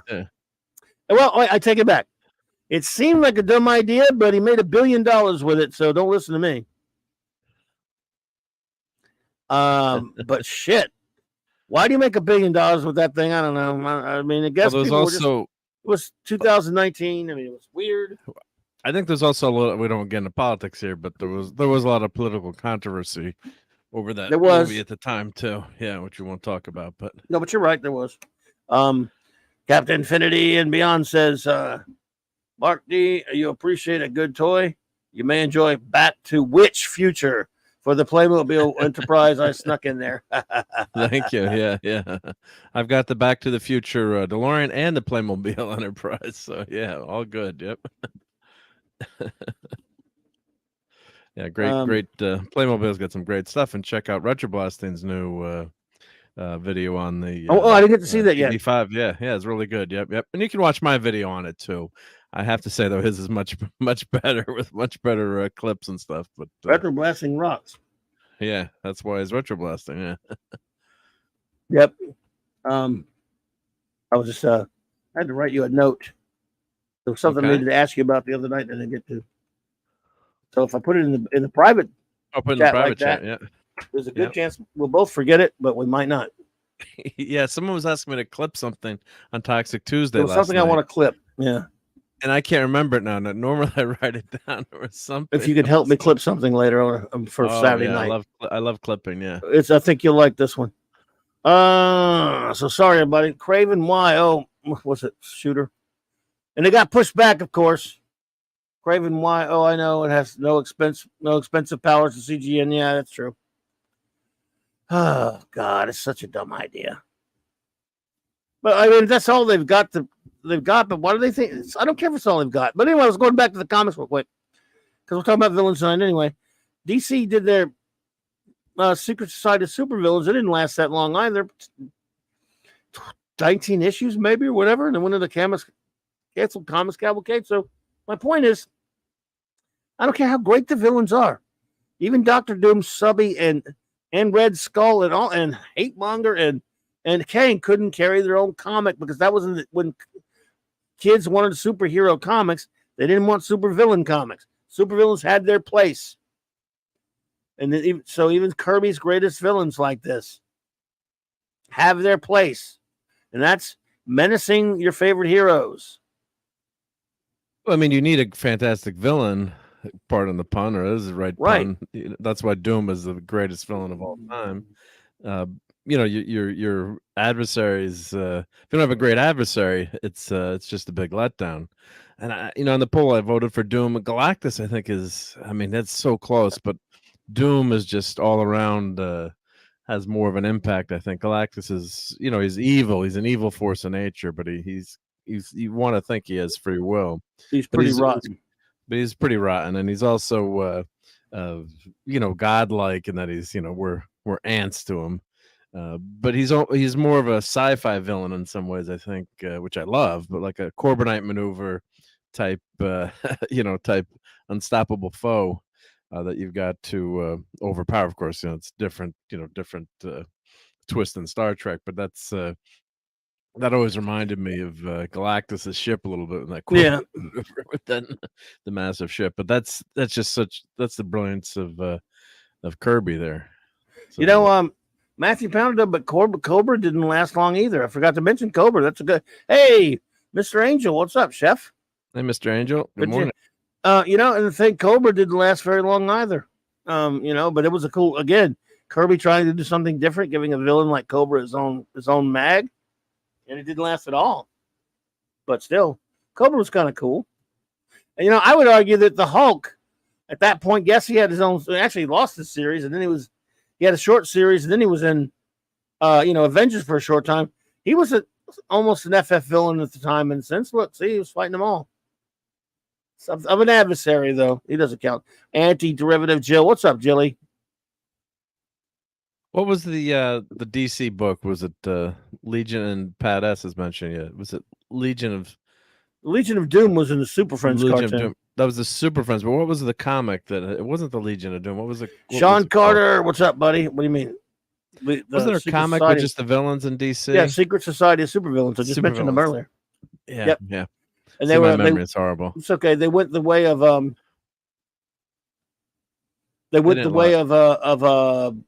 Comics Cavalcade after about a.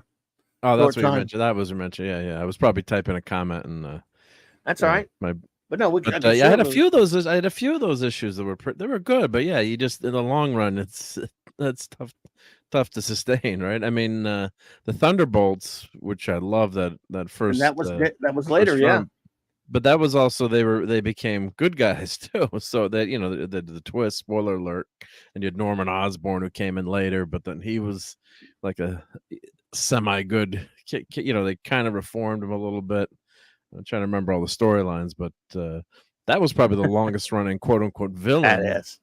Ezra Goldstein, shalom, my friend. Hey, Ezra. Get badass. The Hulk is helping them build their HQ. Yeah. So, since we were talking Kirby villains, we'll expand a little bit on what I mean by villains here. Let me check the. All right, the poll. Oh my goodness gracious, folks! There's been a development in the poll with 60 votes in. That question was, who is your favorite Kirby FF baddie? Doom, the Doomster. That's still 75%. But Galactus, the Devourer of Worlds, added a little bit of calories to his diet with an up into the 23 percentile.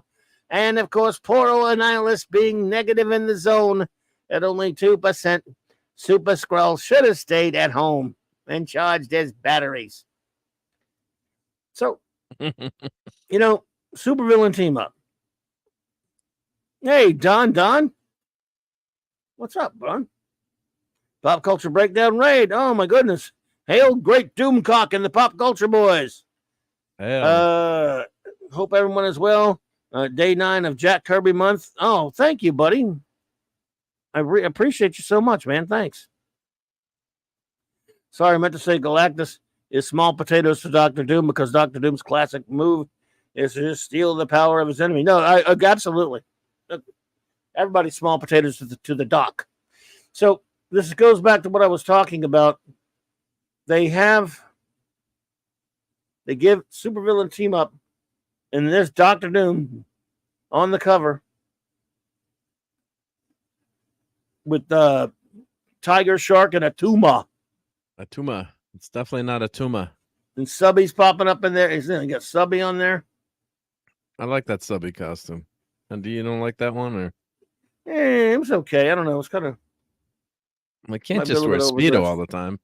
He's got to be able to have a Sure he few off can. days, you know, eat a little Sure bit he extra can. once in a while.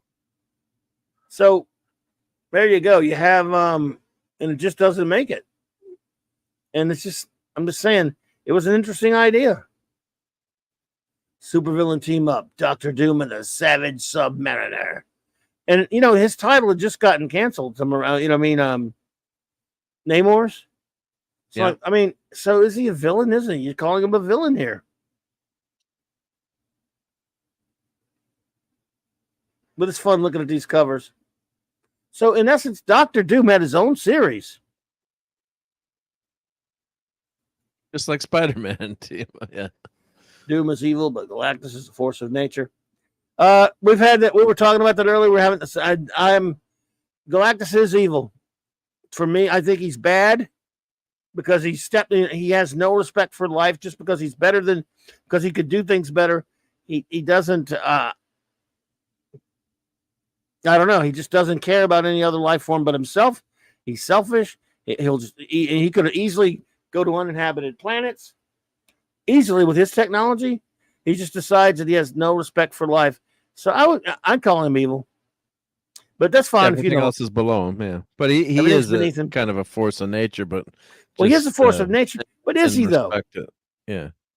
Well, they've retconned him to be that years. He came from another galaxy and he ended the last galaxy. Is he though? Yeah. But yeah. Well, people gotta think of like a shark. He's got to eat. He's got to. But is he gonna? What's he gonna chomp on? But he doesn't care about what he chomps on, right? Even though he's got intelligence. Shark doesn't have intelligence. It's just gonna go for whatever seal. Sorry, seals, whatever cute little seal is out there. But Galactus, like you said, he could go to a different planet. He just doesn't. He doesn't care, right? Everyone else is insects. He's a god. Everyone else is below him. So that's part of what makes him so evil too. Is he just doesn't give a crap about anything. And the greatest Doom is Doom doesn't think he's evil. He's just Doom doesn't think he's evil, but even Doom doesn't. Doom wants to run everything. He thinks he's making things better. He doesn't want to annihilate anything that he thinks is inferior or not. I mean, he doesn't. He's involved at least, and he thinks he wants to make the human race better.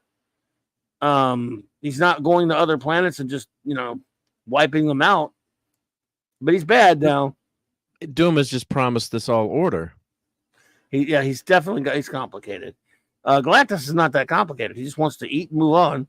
He wants to eat and run, and he doesn't care if other beings are there. If he thinks you're inferior, you're bugs to him, and it may not seem evil to him, but to the people getting stepped on. Clobby, have you ever watched Sapphire and Steel? Says Ezra Goldstein. Only one or two of them, Ezra. I promise that's something I want to go back and revisit, though.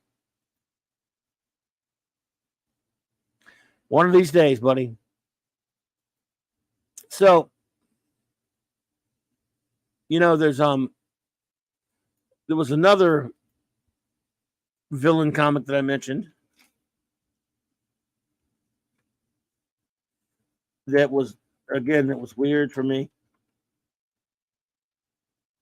That I bought, I think, most of at the time, and always found it to be really weird. 1975. I didn't really understand why the Joker. 10 issues of it too. Why did the Joker have his own comic? I talked about this earlier. Yeah. At least Batman's on that one. And look at the old 60s Catwoman outfit. Our old arch nemesis Catwoman. So what made them think the Joker could sell a comic book at that point? One might ask. It'd be great to ask some of the DC people that at the time. Yeah, I guess this was 75. When was the big meltdown? What year was that? The DC. The implosion. This was around the time of the DC explosion. The implosion was a couple years later, like 77, 78. Later. Yeah. I'm sure some of you have heard of the DC implosion.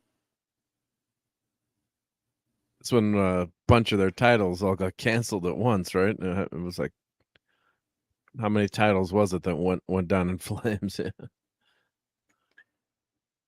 Yeah. And then they put out that Comics Cavalcade. I'm in touch with Paul Kupperberg and get him on my show, and it'd be great to have you on for that one. That'd be cool. Talk to him. We could talk. I mean, he had some copies of that Comics Cavalcade, and he was involved with that. So he's a wealth of DC, mostly D. I don't think they'd ever work for Marvel. I think he's all pretty much DC, all DC. I think he worked for Marvel. He might have worked for Marvel. Yeah, pretty sure he did. You like that Catwoman outfit? That's hysterical. It's just not good. Not good at all. Who likes that Catwoman outfit? You can admit it. How long did that last? That outfit. I don't remember that. See, would you consider Suicide Squad or Secret Six an all villain comic? No, the reason why I wouldn't, RJ, is because they are villains, but they're already in custody and they're being coerced into doing, quote unquote, fighting on the good side, or doing things for, allegedly, I know it's the government, so it's not really the good side, but you know what I mean? Doing things that the government wants. In other words, they're not breaking the law. The government is using them for missions rather than, it's complicated, but they're not out there doing things as villains. They're like at least the Dirty acting Dozen. on behalf. Right, it's the Dirty Dozen. They're acting on behalf of the authorities. So now I wouldn't consider it a villain comic. Not me, anyway. So yeah, Joker gets his own comic and wackiness ensues. Yeah. And that's so much fun. Well, I mean, the comics, they're there to make a buck, right? So hey, let's try our most popular supervillain and see if we can. I can't remember if I it's saw like this. adding another Batman title. I mean, yeah. Well, I think I saw this issue, but I don't know if I bought this one. But let's see the one I bought. Because again, I'm like, what the hell is the Joker got a comic book for? I'm a freaking 11 years old. I didn't buy this one either. And this one, they're like, maybe we need to put a superhero on there. He's cutting. Yeah, Batman on a poster, so that doesn't work. Oh, it's got this one has Wally the Weeper. Batman pictures. All right. Whose art is that? Is that? It's Irv Novick and Garcia Lopez. Lopez, right? Yeah. It looks pretty darn good, I have to say. I like Irv Novick. He's in the new issue of Alter Ego. I need to get that. So let's see. I'm trying to figure out which issue I bought first. This might be it right here because it had the Creeper on it. Now we're talking because we got, Ernie Chan art, but we got the Creeper, who at the time I didn't know much about, but at least he's fighting somebody that I'd seen in a comic before. That's not the first one I bought, though. Damn it. This is it right here. First one I bought, because look, it's got co-starring Green Arrow. Yes. It's the Joker. Co-starring Green Arrow. And there's a Black Canary, though we don't know it at the time. No, he's just I don't know. Just they were smart to put his name on there, right? I mean, you drop me, Green Arrow, and I drop the girl. And that's, of course, Diana Lance. I drop you, you drop me. Who's holding her? So, yeah, this was the first one I bought. 1975. This is the first issue of this I bought. And what I thought of it, I can't remember much other than, let's see, it's some Garcia Lopez did the full art, but Vince Coletta inked him. Don't get excited. Sorry, Hungry Boy. I didn't mean to say Coletta.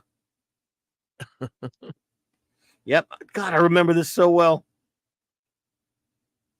Good art by Garcia, but Vinny, boy, look, Vinny's like a massacre. He massacred these backgrounds. Yeah, there's no backgrounds. Jesus Christ. Oh, he left the building in there at least. He's like, Jill. damn it, I can't take the building out. Hey, Jill. Oh, no, he said hello to Jill, but I'm saying it again. Yep. Say again, yep. So, Hungry Boy, you there, bro? Are you getting a load of this? I don't want to upset him. That version of Catwoman is awful, but I also didn't like this era of Joker. He's too lanky. He is lanky. I like the purple outfit for Catwoman in this era, but so I bought this comic when it came out because look, it's got Green Arrow in it, man. All right. What else are you gonna do? It's 25 cents. There you go. And he's got that. Look at the stupid Joker movie. I love With the nose. The nose like up in the air. Yeah, some bad inking. Come on, Green Arrow, you can't beat the Joker. Well, I'm no Batman. And she's not really acting much like Black Canary, is she? Yeah, well, I was going to say, isn't... Oh, there we go. Finally. Yeah, so this is a fun comic. Yeah, the layout's pretty good. The background, the inking in the background. Oh, yeah. Simplified, yeah. I wonder if I bought the next one, because I bought a few. Couldn't always find them where I am. We couldn't always find them at the newsstand at the at the spinner rack at the 7-Eleven. I didn't buy this one, and you know what? Now I'm starting to see a pattern. I mean, I think I bought it later, but as far as when it came out, Irv Novick, Tex Blaisdell, yay! I think I left it alone because there's no superhero on the cover. DC, are you sensing a pattern? Hey, Snail Messiah's here. Hey, and Mighty Orbots. Hey, guys. Good to see you, my friends. So here we go. No superhero on the cover. Bad mistake. A kid's going to go, look, I know it's the Royal Flush Gang, but who gives a crap? Why's the Joker always screwing around with them? So, and this one I bought. Why do you think I bought that one? Can you guess why I bought that one? I'm trying to think. I'm trying to use my powers of deduction, but I'm not sure if I can figure it out, though. It's a tough one. Elementary, my dear chief engineer. So, yes, of course, I loved Sherlock Holmes. I was crazy about Sherlock Holmes at the time. Irv Novick and Tex Blaisdell art, but, I like Irv Novick was okay. So, there are only a few more to go here. I bought this one. Can you guess why? Yeah, I think so. Yeah, I guess. Yeah. Lex Luthor dancing with the Joker. Oh, my God. But I bought it because it was Lex Luthor on the cover. Luthor and the Joker in the same comic? Some of the marketing worked. I guess some of the marketing did work, yep. Max Redstone, what's up, brother? Hope you're doing well. So, it had two villains on it. No hero, but I bought it anyway. Because it had two superheroes. Two villains equals enough for me to buy it. Even with Frank McLaughlin inking it. The guy I told you famously got threatened by a reader, said he should be taken out to the desert and chained to a cactus. Ouch. You got to watch out for those cactus needles. Those friggin' readers were mean. And then they printed the letter. Okay. The Scarecrow in it. I bought this one. I don't know why. I just bought it. I can't remember exactly why, but I remember about this one. Look at the Bicentennial. I was excited about the Bicentennial. Right? Yeah. Yeah, so we're going to have a Joker comic for that. Max Redstone with a super sticker. Thank you, buddy. I really appreciate that. Thanks, man. Hope you're feeling better, man. You were too kind, sir. Feel better, Max. Yep. Yes, indeed. So let's see here. Two more to go. Did I buy these? Let me see. I can tell you when I see them. Yep. But that's my Catwoman outfit there. Woo, woo, woo. I bought this one for better. Yeah. See, they got Batman's face. I think honestly, because I thought Batman was going to be in it. But I don't know, man. Look at that outfit. That's a great Catwoman outfit. I've always loved that one. Doc Fortune, thoughts on Jim Shooter? I shall formulate some for you in just a minute. Look at this. 32, just as I suspected. 32 flavors. What's up, buddy? Good to see you. And no, we're not totally eating some pizza. We moved from the Kirby villains to other villains to talk of different things. But we're still on villains. But we did do, nothing extensive, but we did do some Kirby villains. Kirby FF villains, I should say. But look at that. Who doesn't like that? I don't know what your favorite Catwoman outfit is, but I love that one. I think the Ballant one is the best, but Jim Ballant. But yeah, I'm with you there. All right, that's the folks. best one. An update from the election. The poll was, who is your favorite Kirby FF baddie? 75%. Still at the victor, Von Doom. 65 votes in. Galactus, the devourer of worlds, hanging at 25. I don't see this one changing, folks. And Annihilus, poor old Annihilus, but at least he's got a vote. Better than nothing, man. Well, cool. I mean, those are all great. Yeah, like I was listening before. You said you could have been everyone else but Doom, right? I mean, it's kind of a foregone conclusion. I would guess that Doom. I should have got. I should have not even used Doom. Yeah. Well, all right. bet you Galactus. Well, Galactus would have won, right? Whoa. I mean, who else? Who else could you name that would be a? You know, I think those are the top four. I mean, FF villains other than Namor, I guess, but he's more of an antagonist these days. But I didn't buy this one because I didn't see it. And you know why? I think this is you this is from one of the cover, this was not on this didn't make it to stands. Thanks to your buddy Paul Kupperberg. Look, special thanks to Paul Kupperberg. There you go. Oh, this is one of this was comics canceled comic cavalcade. They probably they did a trade paperback, right? Look at this cover. I call bogus now. They didn't this comic. There's no price on it. Approved by the Comics Code. Number 10. I know they didn't do a number 10. In fact, I know for a fact. Versus the Justice League of I'm talking about they didn't print a number 10. So Martin Pasco, Irv Novick on the art. Special thanks to Paul Kupperberg. Was he doing art back then? Maybe did the inking. He just let's see. I don't know. He didn't do the inking. All right, so this comic was in Comics Canceled Comics Cavalcade or something like that. Let me look. And it was they probably put this in. Yeah, they're thanking Paul Kupperberg because he helped them get put this back. He gave them a copy of this, and they colored it. They inked it and put it in the trade paperback of. I'm pretty sure this is from a trade. Yeah, and he said it was on. It was. He said it was on copy paper too. He told me it was on crappy, cruddy paper. Yeah, so they slicked it up. This was never published. The DC implosion got him, I guess. Or it might have just been shitty sales. But I'm pretty sure this was never published until the trade paperbacks. Anyone got this trade, by the way? Good to see you there, Nick. Does anyone have this trade out there? I don't have that one, no. I don't have that because the trade. I think the trade's expensive now. It was a Joker trade paperback, with this series, and because how the Joker's stupid popular now. Yep. Back in the 80s or something.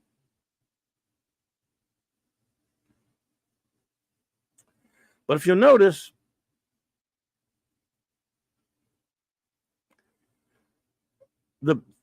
these scans are from the trade, not from a normal comic. Because there's no ads or anything.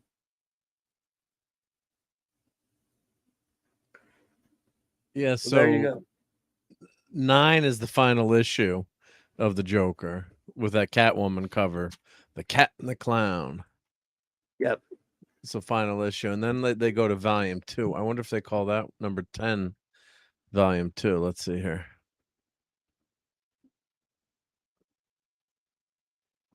What now? I'm checking. There's a volume 2 of the Joker. My program is pretty slow on it. Oh no, this was a new graphic novel, Brian Azzarello. That's 2008. Azzarello, yeah. Seconds. Yeah. Just see if anyone else said they have it or not. It's not. Yeah, so there's no number. It's a trade. It's not listed in my database program as there's no Joker number 10. But is there a Joker trade paperback? Yeah, let me listed look somewhere. Yeah, there is a trade paperback. Let's see what they. Well, there are probably a lot of them, but I mean, one. Yeah, no, for that one from that series. You found it? Yeah, there is. Yep, there is. Yep. Does it say there are 10 stories in it? It probably does. Let's see what the cover says. Doesn't it's just? I was never able to get that book. No, it says collects the Joker 1 through 9. Well, Weird. But that special thanks to Kupperberg means they probably got, I don't know, how'd they get that scan on there? That's weird. Let me check that. Check the history of that one. Ptolemy's Minion. Hope you're doing well, my dear. Shout out to the pupper. Good to see you, my dear. So that's weird stuff there because, like you said, they only did 9.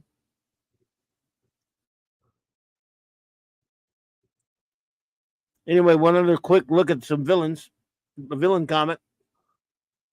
Okay, I found this. The Joker number 10 is an issue of the series The Joker, Volume 1, with a cover date of August 2019. It was published October 3rd, 2019, and that's got that cover on it. 20 what? Well, here, let me just show this real quick here. Let me present. I found it, but it was published when? 2019, it says. Maybe they finally found it somewhere, and but they didn't publish it by itself. Let's see here. I'm just looking here. They put it in that trade. It says it's published on October series, The Joker Volume 1. See? Yeah, so it's a synopsis. So they must have came out with a new trade, and they put that in there. Or it might not even be a trade; it might be a hardcover. Or maybe they had like a facsimile type. No, I think I have a buddy, but I'll check with it. Who probably has that. They probably just did a trade. You're right. For many decades, The Joker number 9 remained the final issue of the series. However, in 2019, the previously unreleased 10th issue was published in collected editions and for digital purchase, so you could buy it separately. This issue and all 9 other issues of The Joker, Volume 1, are collected in The Joker, The Bronze Age Omnibus collection. Yeah, I remember that. Despite the story ending with several heroes on the brink of death, the opening of the comic specifies this is not an imaginary story or an Elseworlds tale. This makes it explicit the events are actually taking place, not some part of delusion of the Joker. There you go. So they say the story ends on a cliffhanger. Does this tell why they didn't? It was. I mean, obviously, look, that wasn't done then. This was done back then. Yeah. But they just released it in the trade. Yeah, it didn't get released because the comic book got canceled, and I don't even think it was anything to do with the implosion, which was later. Maybe they just canceled. There, the story edits unlikely to have ever been resolved due to the series cancellation from the appearance of. There you go, comics No, I thought I saw something else. Barry Allen. Yep. So okay. It says, according to the closing panel, the following issue story was to have been, "Oh, Dad, poor Dad. The Joker hung you in the closet and he's laughing like mad." This is somewhat left the issue title would possibly have been changed to something shorter and snappier. The series had not been canceled with Joker number 9 and number 99 and 100% Dead, originally published in comic book form in 1976. Yeah. 9 was you mean number 9? Yeah. That's the name of this issue, I guess, or 99 and 99 100% Dead. I guess that's the issue 9. That's right? No, issue 10. That's the. But title. it said it was published in 1976, but this wasn't published. Well, no, it would have been released in 76 if it would have been. Yeah. Okay. Yeah. So the title is 99 and 99 100% Dead of this issue. Yep. Cool. So you couldn't get it till 2019, I guess. Yeah. That's interesting as heck, though. Yeah. So yes, indeed, always very cool. Yeah, and so it was only available, I guess, to start with in the omnibus here, or the Joker omnibus. It says, right? Yeah, Joker, the Bronze Age omnibus. Here we go. Yeah, I remember that. That's a nice collection. There we go. Number 10. I'll try to track that down. I bet it's expensive now, though. Probably, yeah. Yep. So here's before we get out of here, one more. Yep. Well, peek at a superhero villain comic that they didn't know what to do with. Secret Society of Supervillains. Weird title. I've got a couple of those actually. I don't remember which ones, but if I see the cover, I'll remember it. The supervillain team up. Normal superheroes would show up. Yeah. But your regular recurring here, they made up one called the Shroud, who was running around, he was the one that was fighting Doom and all that stuff the most. And in this one, an old 50s science fiction superhero from DC called Captain Comet got resurrected for this series. Pretending to be a villain with him, which was pretty cool. But again, a kid's going to go along. Look, a kid might buy that first issue. But, if you put superheroes on there. Do I have like Green Lantern? I don't have that one. This one? No, I don't have that one. Let me look at my database. This one, they never finished the story until many years later. Then a buddy of mine actually helped finish it with Bob Rozakis writing it. And I think they finished it with some trades. Grodd was always so damn scary to read too. I mean, there's something about Gorilla Grodd was just always so damn scary. Oh, I've issue number 4.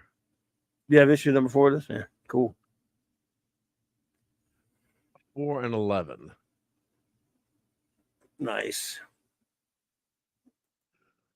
Yeah, Star Sapphire. Folks, yeah. Nope, sorry.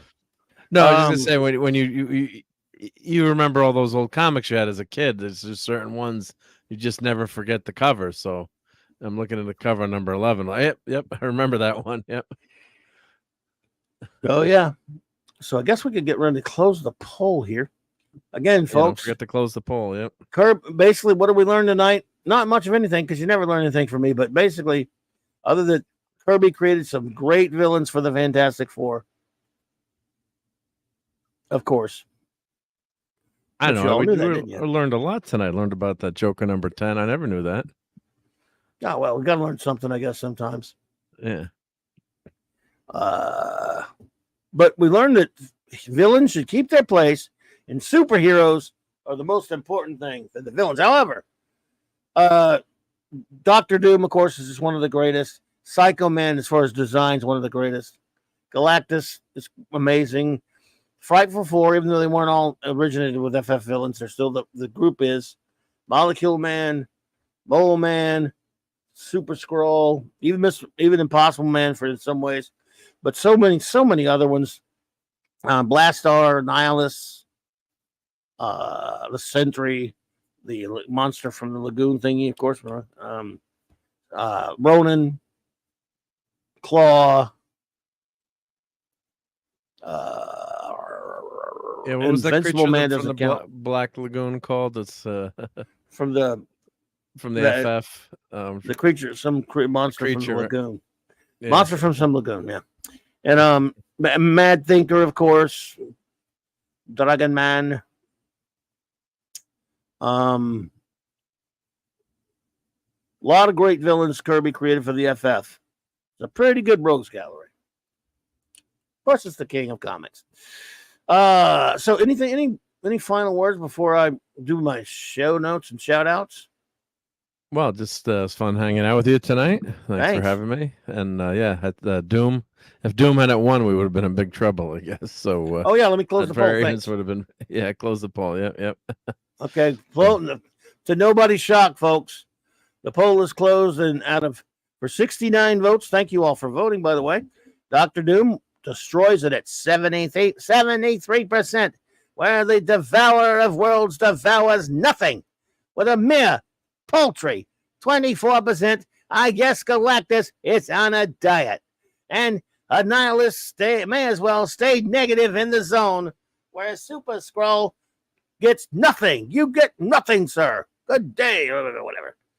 They're villains, so who cares about their feelings anyway? All right. Surprise. So, anyway, as you're saying, your final word. Sorry to interrupt you. Oh, yeah. Well, everyone, I know you're talking about the Clubhouse earlier. I'll post. We've got the Tales of Tomorrow episodes and of course UFO. We've only got a few more episodes left in that series, which is very sad. So I'm going to I'll post that, and should have probably have a watch party again like usual for the UFO episode. So stay tuned on Twitters and YouTube for the announcement, and hopefully I'll get that video done for the slideshow tomorrow. And yeah, looking forward to Sunday Night Geeker again. So another fun time hanging out with everyone. Chat is awesome. Great to see everyone. And special shout out to Mr. Angel. He said his dad's going through a health problem. So yeah, so thinking about you, Mr. Angel, and hopefully everything will Oh man, turn out sorry, buddy. okay. So yeah, yeah, I saw that in the chat, but conversation going on, but hope everything goes well, and praying for your dad that he can lick that beat that F cancer. So yeah, hopefully he'll be okay. Good luck, buddy. Good luck with your father. So let's see here. Show notes. Sorry. Show notes are this. I should be hanging out, of course, at the great Tom Connor's channel, Midnight's Edge After Dark, 6:30 p.m. Central Standard Time tomorrow night. That's all Thursday nights. Then, of course, the clubhouse will be in session, hanging out with, of course, our wonderful first officer, R.M. Briggs, and Commander Briggs, and, of course, the great Chief Engineer, Mark D. with a C, with some Tales of Tomorrow review, a review of another episode of Jerry Anderson's UFO, and, of course, a Star Trek comic reviewed, the early voyages. And then Friday night, hanging at my good buddy Nick Weiser's channel with the Comic Shop Boys, 8:30 p.m. Central Standard Time. I think it's still that same time. Hopefully I got it right. That's going to be a lot of fun, as always. Love doing that with them. And then, of course, Saturday Night Star Trek, ending season 1, the abbreviated season 1 of Voyager, with the final 2 episodes of that show, reviewed by, of course, as always, the great friends out there, and by ourselves, Clobberin and Raquel. And, of course, we'll wrap up the season. And then, of course, over on the great Mark D with a C's channel, if he's having the geekery, I assume we should be there. Yep. I'll be there, 10 p.m. Eastern Standard Time. And, of course, it can geekery, it can eatery, but it'll be both, maybe. You never know. Some geeking. Well, I'm doing some cooking that weekend for barbecue on Saturday eatery night. It is. Yep. I'm I hungry. just got to correct myself. I said I meant to say should have said Snail Messiah. I don't know why I said Mr. Angel. Snail okay. Messiah. I want to apologize for that, and stream braining and being an idiot sometimes, but I was reading things and said the wrong thing. So yeah. So Snail Messiah says it's his dad with the nasty lung C, but they caught it early, which is good to hear. And thank everything for free Danish health care. Yep. So hopefully everything will be okay there. Well, there you go. That's good to hear. I'm glad to hear that, Snail. Absolutely. Anyway, so there's that. And then Monday night, Mark C. Comics Talk. Every B Monday of the month, the second Monday of the month, the great J-Man joins me for our trip to Earth B to look at to hang out on the wacky world of Bob Haney with a presentation from the craziest writer ever wrote comics. Another excursion to Earth B with a Brave and the Bold classic number 112. Since this is Kirby month, we decided to use a Kirby character, a Fourth World character, Mr. Miracle. And so there's a comic that J-Man and I will be reviewing. It's a lot of fun. If you haven't seen this, if you haven't joined us for a Bob Haney comic review, you're missing something. It's going to be a lot of fun. And then, of course, later in the week, that's support tense, because Friday nights for the next few, starting at the 18th of August on J-Man's channel, I believe 6 Eastern or 6 Central, 7 Eastern. We're going to be, he and Sean and I are going to be reviewing all of Kirby's Fourth World from the 70s. So a lot of comics reviewed always on my channel and on J-Man's channel, and sometimes together. So looking forward to that. And I want to thank everyone for being here with us tonight. You've all been fantastic as always. Let me shout out our great wrenches, of course. Eric K, the great Eric K, Chris Persia, D. Bud Martin, Lord Thoth, J-Man, Hungry Boy, Cal-El, Maddie's Daddy, Fanta Outsider, and of course, Max Redstone, And also with us this evening, of course, Matthew Powder. Thank you so much for being here. We have by the way, I want to shout out a special shout out to all the lurkers, those who lurk. We really appreciate you. By the way, Max Redstone, get better, buddy. Please.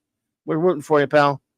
I want to thank everybody who is here with us tonight on lurking, or if you're watching later on a download, because it means the world to us, or a repeat, whatever you want to call it. Joe Dog, thank you for being here tonight. I want to thank, you know what? We have beautiful ladies here tonight. They should be shouted out first. No, you guys don't mind. Ladies first. Yes, the lovely Retro Nerd Girl was here. Penny was here. And, of course, the wonderful, lovely Sherry. And I don't think I missed any other ladies, but we'll see, because I'm going to check the list here. And thank you, Lemon Pie, Mr. Angel, Chef, Joe Dog, Zacharot, Matthew Pounder, Doc Fortune, thank you so much. Brian Hepburn, did I say Mr. Angel? Oh, yeah, the chef. Snail Messiah, buddy, good luck, man, good luck.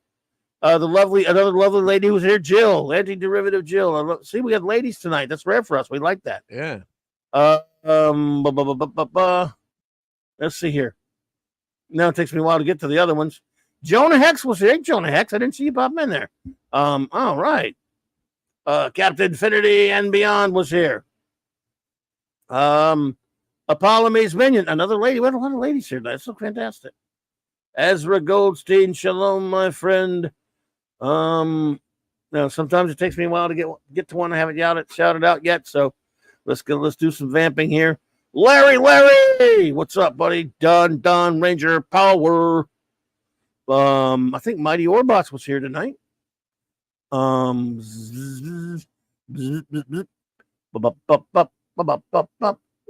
vamping. The great 32 flavors of 32 flavors of Nick Weiser. Always good to see you, buddy. Could not be reached. The further comment. Hang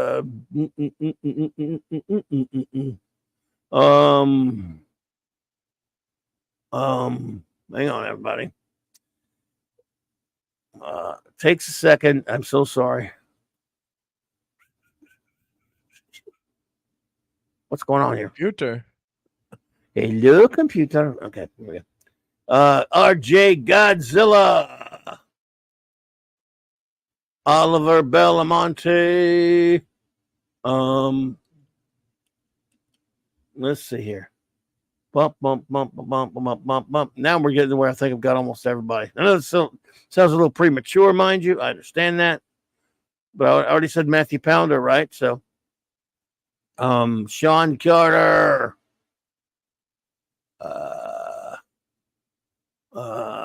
Damn it. We're getting Pat S was here. Can't forget the great Pat S. That's right. Let's see here.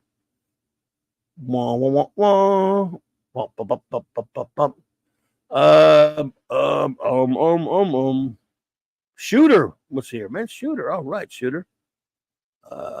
See, I'm getting there, man. I bet you I'm going to go way, way out on a limb and say that Keely Chow was here as well. And after I say that, I'm going to go way, way, way, way, way, way out on a limb. I take a chance, live dangerously, and say that Ravenscroft was here also. Ravenscroft. But now I'm confident, absolutely stern as 100%, dead-fed and 100% as a rock that I've got everybody except for K-Dog Broadcasting. Thank you, K-Dog. Other than that, but it just stands to reason, right? And Fenrir Fire was here as well. See? There you go. Never count your chickens, right? You just never know. And we're on the safe side here, right? I mean, so now we're cooking. Now I'm confident. Now I would bet anything. I would put a hand on a stack of Bibles, and even a stack of Watchmen. That Zacharot was here. So that's what I was saying. I wasn't saying we were done. I was just telling you that I was of the firm belief that Zacharot would be next. That's what I meant to say. In case anybody got that, confused, right? So, and that my good buddy, my cousin, in fact, Dave Rayburn was here, as well as Claude Salling was here. But that's just, and good to see you, Claude. So see, when you're patient like me, good things happen. And now I'm, JP RPH1. I haven't seen him in a while. Was here though. Shout out to Fairfax, by the way, for watching, buddy. Thank you. And look at that. I've covered them all. There's nobody else. Let's look at. We can also look at. No Sherry's way you lovely could have face. missed anyone. Yeah. Look at Sherry's lovely face as a bonus. No way did I miss Dave C, for example. See, I didn't miss Dave C. I just said it. So I didn't miss it at all, right? So there we go. We've got them all taken care of now, folks. We've got all our shout outs done and confirmed, and there's nobody else left to shout out at all. It's not Simply Steve even, or the Comic Relief Crusader. Was Dadman here tonight? I didn't see him. I didn't see him, right? Yep. No. But at least we got those guys. Warrior of Justice was here, as I believe I clearly stated many times, or just that once, just like right now, actually. Yeah. No, but it's close. One times, many times. What's the difference? And so I think I've got everybody. I'm looking at just going, I don't need to go any further. Except for Joseph Dredd, the judge, but that's common sense. We all know that would be him. Other than him, we both know that's everybody. There's no one else whatsoever on the. I mean, they just can't. So. What about Keely Chow? You said Keely. I already got right? Keely. Okay, how could who miss Keely? That. And Fenrir Fire you mentioned too, right? Right. Who could miss them? And good night, Ezra. And Bush Pan Down was here. I wouldn't miss Bush. What kind of animal would I be? I don't know. So, so it looks like I got them. I got everybody. I'm not bragging or anything. It's just that now I'm going to go out on a limb. I'll let you make a guess. Did I get everybody? You got to have gotten everyone, right? I mean, come on. Yeah, you win. You're probably except for Abigail, but that's common sense. Yeah. Except for Abigail, we got everybody. So Abigail, I'm glad I've got you. And I appreciate you all being here with us tonight. And Scott Knudsen, see? Scott Knudsen was also here with us earlier tonight. And now I got him. Go. So see, we both were a little off by a little bit, but not a crazy amount. It's not like there's going to be anyone else except for J-Man. But I already called him out. Yeah, but I called him out with the wrenches. So yeah, you mentioned his show too, right? That was a foul, yes, of course. So look, I think we are solid, rock solid. Now, there's nobody left except for Picasso. Again, common sense. Except for Picasso, that's it. So I got everybody, I think. So thank you, everybody, for being here. Sorry about all that, but I like to shout everyone out because you're the best and you mean the world. You mean the world to us. So everyone, have a fantastic remainder of your week. Please join us tomorrow night back here. I promise not to spend an hour shouting everybody's names out again. So take care, everybody. Have a great night. Clobber on and trick on.